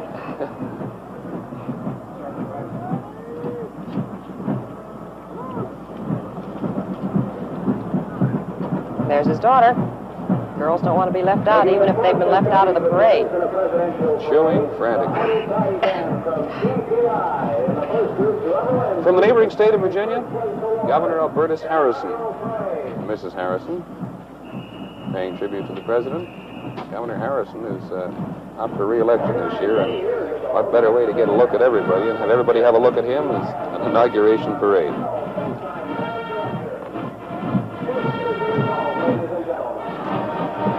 Another military band goes by. Very handsome red and blue uniforms. VPI Regimental Band. Virginia Polytechnic Institute.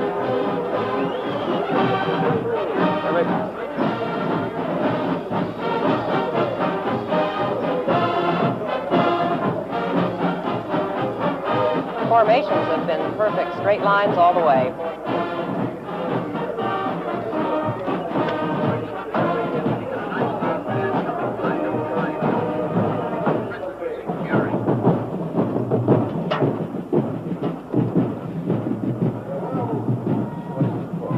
This is the Richmond Light Infantry Blues. They're part of the Virginia National Guard. And their founding goes back to around 1789, and the Blues have worn a great many uniforms since then. They've been in service in every war since 1812. Part of the Great Society is its emphasis on the arts, and Virginia, I believe, is the first float in the parade to give homage to the arts. That's an artmobile, a gallery on wheels that goes through the state.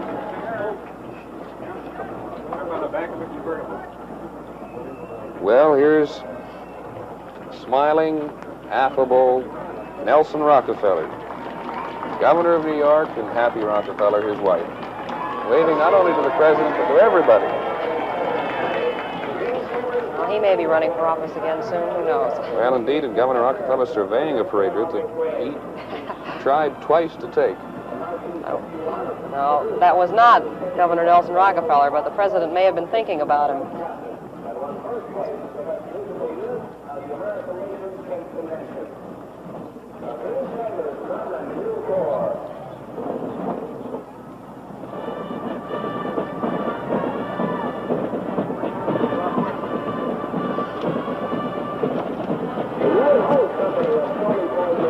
What we're seeing here, the Green Sabres Drum and Bugle Corps making its second appearance at a presidential inaugural parade.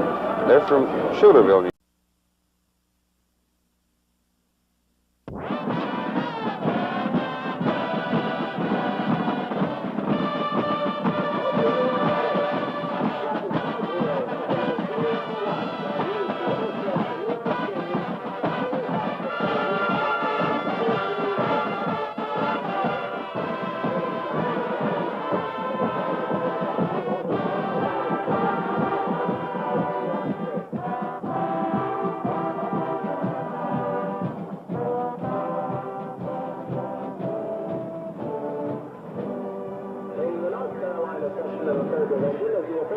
Schuylerville, and of course, I should have said Schuylerville instead of Schuylerville. There goes 2 weeks' practice right down the drain. I'm sure they'll forgive you. New York State, who boasts itself as capital of the world.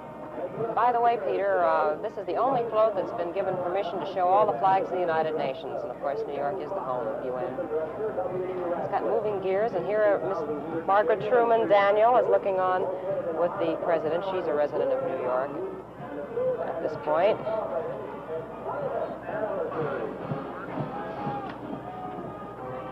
Margaret Truman is greeting Dan Moore, the governor of North Carolina, who was just elected last November. He gave Lyndon Johnson at best not the greatest support in the world, but he managed to walk that middle road between the liberals and the conservatives in North Carolina, and he literally got to the other side. We shall return to Inauguration 65 in a moment after this message from Purex.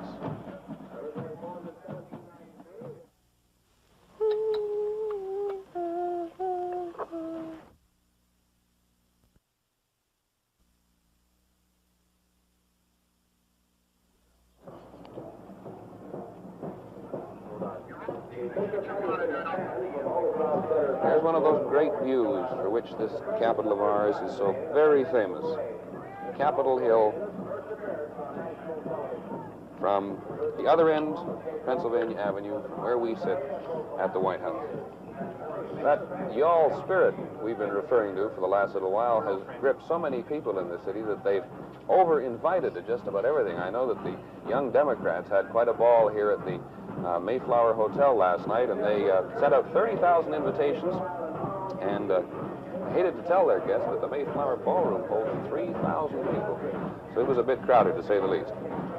Arlene? One of the sounds that you're not hearing today, not that you could hear it over the sound of the bands, is the sound of birds. The birds have been banished. The trees along the route have been bird-proofed, and I understand no starling will dare come near the vicinity for at least a year. You know, Marlene, in the early stages of the inauguration preparation, when things were really getting going, there was some feeling one way and the other about President Johnson wearing a business suit today, and there were those traditionalists who said he should wear a morning coat, and those, of course, who supported him. Well, And nobody's quarreling with Mrs. Johnson's clothes, however. She's been decked out in her favorite color, red. She's wearing a red hat, talking to Margaret Truman, who's wearing a white hat. Mrs. Johnson's been favoring American designers, and that is, I think, designed by Sophie of Saks Fifth Avenue. And there it is, the Model T promotes the idea of outdating leukemia, which stresses the progress made in treating the disease, and health and welfare, an important part of our great society. What I was going to say there is that those people who felt that morning coats were really in order, I think, would agree now that the whole day has been so relaxed, so friendly and informal that the business suit of the president looks so absolutely, totally in place. I doubt that that's going to satisfy the tailors, but I'm sure everybody watching will agree with you. It has been fun, this parade.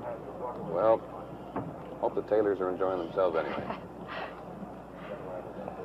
Actually, we have another of those. I'm sorry, go ahead. No, I was going to say the Johnson family is Mrs. Johnson particularly, is playing down clothes. She's not terribly concerned with her wardrobe. She is more interested in being a woman doer, and we should see a slight de-emphasis on clothing in the White House in the next few years. President Johnson talking to Margaret Truman, her husband, in the presidential box. As we look down Pennsylvania Avenue once again, that camera position of ours in which you see that particular shot, incidentally, is what we call our lamppost position. And it's stuck way out over the street, hanging on a lamppost. And we put a very brave cameraman out in there who swings back and forth. In the official car bearing the state governor, the Honorable... You can see some baton twirlers coming up the street. The leaders of these marching units have really been terrific. I'm sure each state has sent its best. Well, he's still a bit far off, but I think, Marlene, if I can see properly from here, that's Philip Hoff, the governor, the Democratic governor of Vermont, waving to his friends and to his supporters. This parade has been very well coordinated. Actually, we had visions of the wrong governor getting in front of the wrong state unit. It is Governor Philip M. Hoff of Vermont, the state for which President Johnson carries the rare distinction of being the only Democrat in history to carry that state. And there's a friendly exchange. Governor Hoff has his wife with him, and the president's applauding back. He's been returning the applause of the governors. Governor Hoff was a very young man, evidently. Now approaching the grandstand area, the high school band from Montpelier, Vermont is making its first appearance today. Big treat for some high school students who are marching in the band that's coming along. In October 1963, when he visited the state of Vermont as vice president. This group has been selected to play at 3 all-state time football games between high schools from Vermont and New Hampshire, and it has appeared in every New England state and Canada. Members of the unit are wearing in just a few moments, Howard K. Smith and Edward P. Morgan are going to come and sit in for Marlene and I when we go downstairs and visit a little green room that we'll tell you a little later on that ABC has here. So Howard and Ed will sit in, and we will continue ABC's inauguration coverage after this pause for station identification.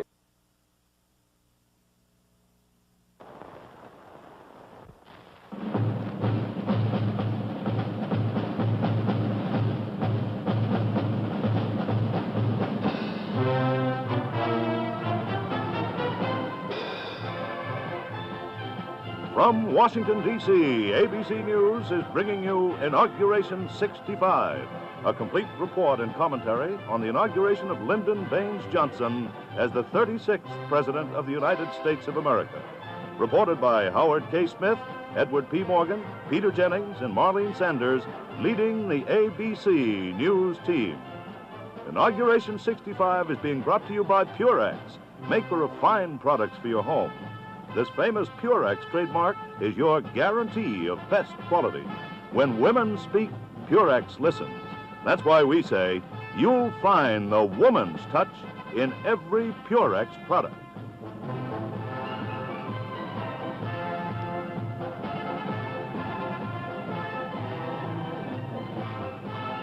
Here now are ABC's Howard K. Smith and Edward P. Morgan at the White House.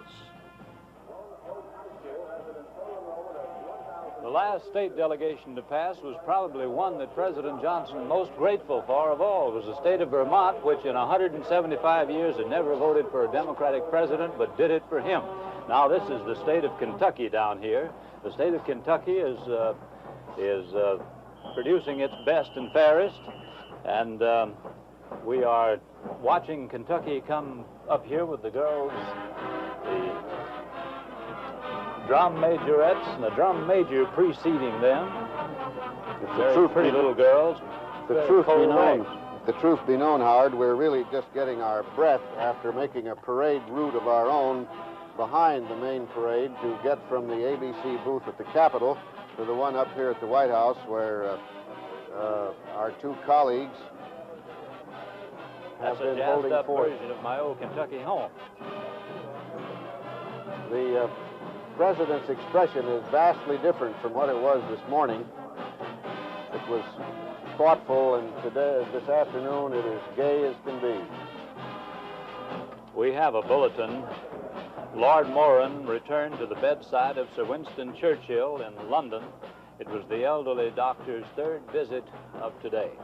What you are seeing there on the camera is a shot of the President of the United States munching what we are told are hot hors d'oeuvres. They're being sold, not sold, but served to some of the White House press across the road. No discrimination necessarily intended, but we just have ordinary bologna sandwiches up here in the booth. Well, Tennessee's paraders are coming by the president now. The state flag, the state banner is passing in front of him while he's munching, and there in the car is Governor Frank Clement, who was the governor some time ago who made the keynote speech in the Democratic Convention of what, 1956? 1956, in which he said, how long, America?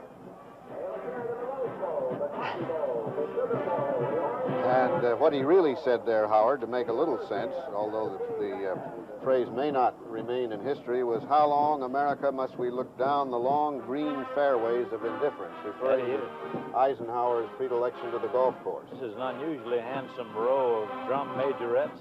I don't know how they do it, how they successfully resist the cold. One wonders what the real efficacy is of this part of our American folklore, the training of drum majorettes. What do they grow up to be? What is the efficacy of a good time?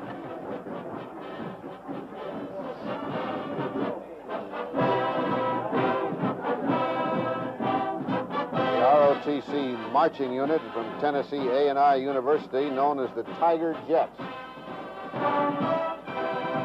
University of Tennessee's band, making its second inaugural appearance. First time was in 1953 for President Dwight D. Eisenhower.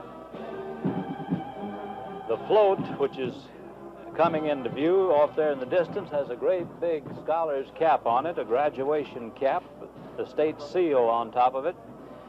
It's a mortarboard alongside two books, the titles Education and Pathway to the Future, a sentiment that President Johnson would most surely agree with. Not to mention the State Chamber of Commerce motto, Abundant Tennessee.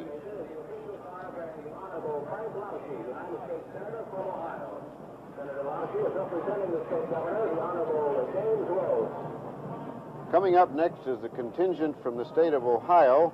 Tennessee just now actually having passed the presidential reviewing stand. The governor of Ohio and the senator, senior senator, Frank Lausche, former governor, standing up in the car to give the salutes to the president. President Johnson still munching, eating, applauding. Those hands, which were so sore, they were swollen the last time I saw him just before Christmas from shaking hands, are going to be sore and swollen from applauding for 3 hours here today. Now, this is the Louisiana part of the parade. This reporter comes from the sovereign state of Louisiana, as it is euphemistically called. In fact, it is not sovereign. The band is the Ouachita Parish High School Band, the school that this reporter went to as a boy. It's from Monroe, Louisiana.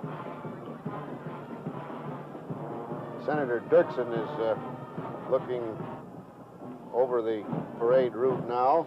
He wanted to be an actor when he started out his career, and in some respects he has fulfilled that wish, being one of the dramatic actors of the United States Congress, first the House and now minority leader in the Senate. This is silly, this thing.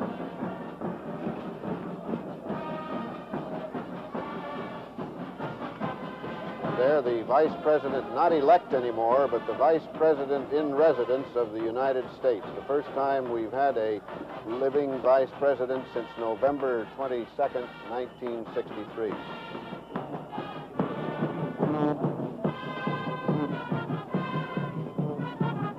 Howard, I can fully well sympathize with your loyalty to the state of Louisiana, but apparently before we get to them proper, we've still got some beautiful Ohio contingents that are just going past.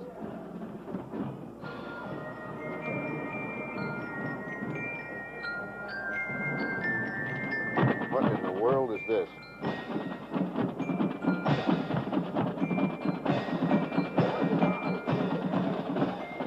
We have a report. The Army Command Post advises that this parade will definitely conclude before dark. Colonel Ray Levan, who's in charge, said that he would do that. And this is the governor of Louisiana, the governor of the state of Louisiana, McKiffin. And there's the Ouachita Parish High School Band from my alma mater, which we were talking about a short while ago, and I talked about prematurely. From Monroe, Louisiana. In all fairness, I think that they should turn and salute you after saluting the president, Howard. I don't think I could get a visa to get back in, Ed.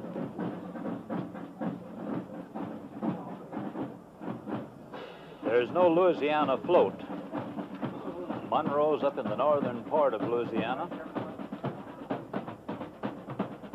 Ouachita is a river which rises, in fact, in Arkansas, but reaches its greatest breadth there in North Louisiana. There's the president behind that glass we've heard so much about and talked so much about. This is his day, and he's enjoying it. Rather, it's partly his day. It's also Hubert Humphrey's day, and in a way, I would wager that Hubert Humphrey is the happiest man present in any of these ceremonies. Now, there is a lull in the parade as the governor of Indiana is approaching. There's no lull as far as the governor himself is concerned. Governor Roger Brannigan, who succeeds Governor Welch of the same Democratic affiliation, but it was a near thing, supposedly. That was one of the doubtful states. But thanks partly to the firm coattails of LBJ, Governor Brannigan came in. He's described himself, the governor has, as being comfortably located in the political philosophy of Lyndon B. Johnson. There the president is turning to, behind him there is Jack Valenti, his aide, one of the most dapper, sartorially turned out men in the White House staff. The president now moved away from his main box to see other guests in this White House reviewing stand. There's Billy Graham is right behind him.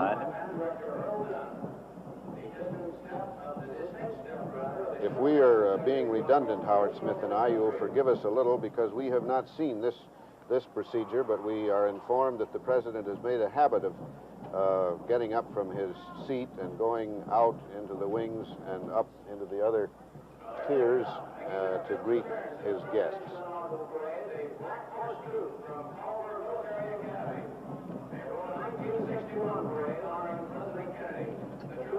A long time ago, a couple wrote a book about Middletown, a sociological study of America in the 1930s, and this town was really Muncie, Indiana. And Muncie, Indiana's college is the one which is now demonstrating there in front of the president right now. You see the two drum majorettes in scarlet spangled uniforms playing Hello, Dolly, which in fact has been rechristened for political purposes, Hello, Lyndon. This is the first band today to play that, by the way. During the convention, you couldn't stop them, but this is the first time we've heard it today.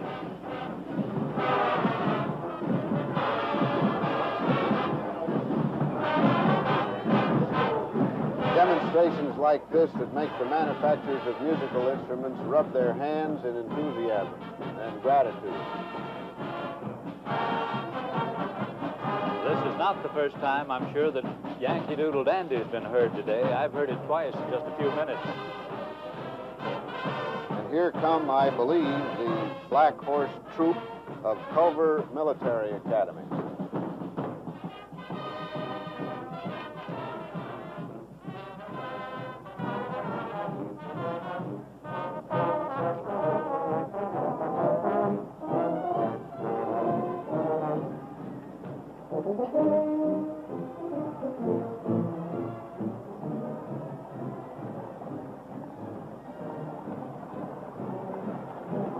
Culver students riding those horses, that's rare to see in a parade these days. There are two parades going on, one parade in front of the president, and the other one is his parade. He's parading in the stands. No pair of hands will remain unshaken if he can help it. That's Willard Wirtz, the Secretary of Labor he was talking to there from Chicago, a man with whom he's established very close and friendly relations and on whom he depends heavily. He wrote a good deal of his speeches during the campaign, as he did for Adlai Stevenson in 52 and 56.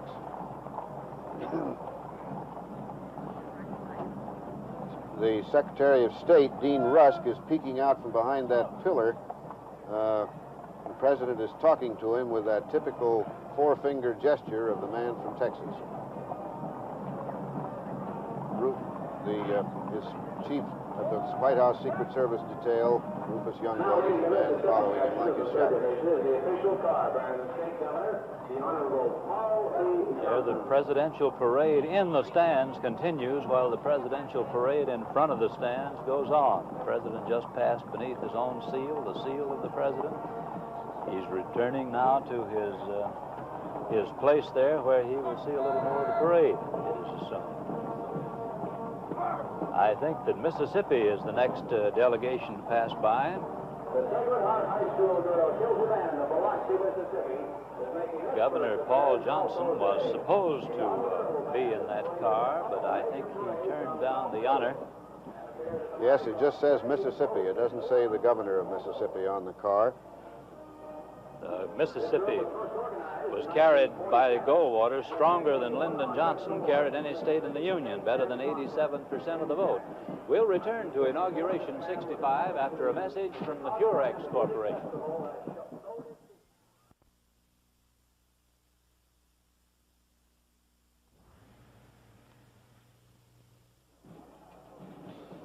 The contingents from the state of Mississippi, which went Republican in 1964 November, are still passing the reviewing stand. The president has resumed his post behind the bulletproof glass. Little good it would do him, really, because he has been all over that stand this afternoon. There goes the float in the space age from the state of Mississippi. Many of the space installations, the space administration installations, are being put in Mississippi, Howard.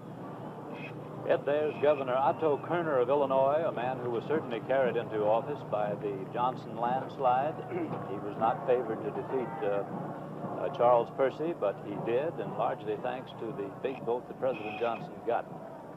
The president returned briefly his wave and then looked the other way to carry on his own LBJ parade. Which raises the question of what happens to Charles Percy, a defeated but attractive, youthful Republican candidate. He may come back along with Robert Taft Jr. There's the president. And Mrs. Johnson just darting in there on the left of the screen.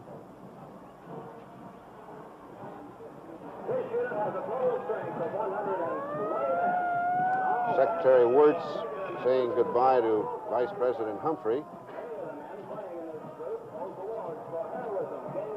That's Mrs. Wirtz facing us there.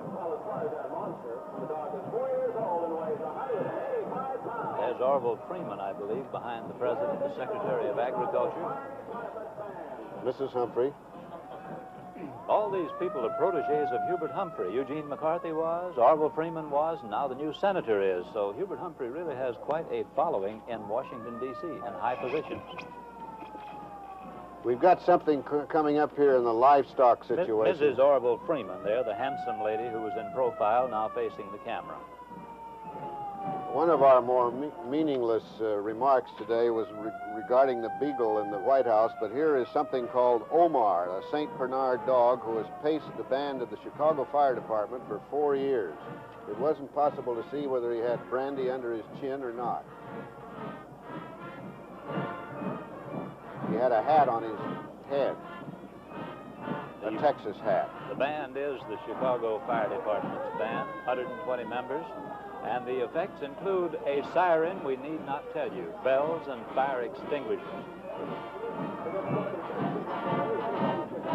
Chicago's Mayor Dick Daley was one of the very first, his robust cheeks shining like the sun, one of the very first dignitaries to arrive at the Capitol this morning for the ceremonies, along with his wife, who was wearing a blue bonnet. Yeah, notice the puffs of smoke coming up from behind, the F in that. Fires back there. The camera was on them. They'll come right into the camera again in a moment. Happily innocuous puffs of smoke. In this case, where there's smoke, there's not necessarily fire. And this looks like a temple of the Shriners, Medina Temple of the Shriners of Chicago in the state of Illinois. The commander rides a white horse, and all the others are mounted on black steeds. Weren't for parades and television cowboy programs, we wouldn't have any use for horses anymore.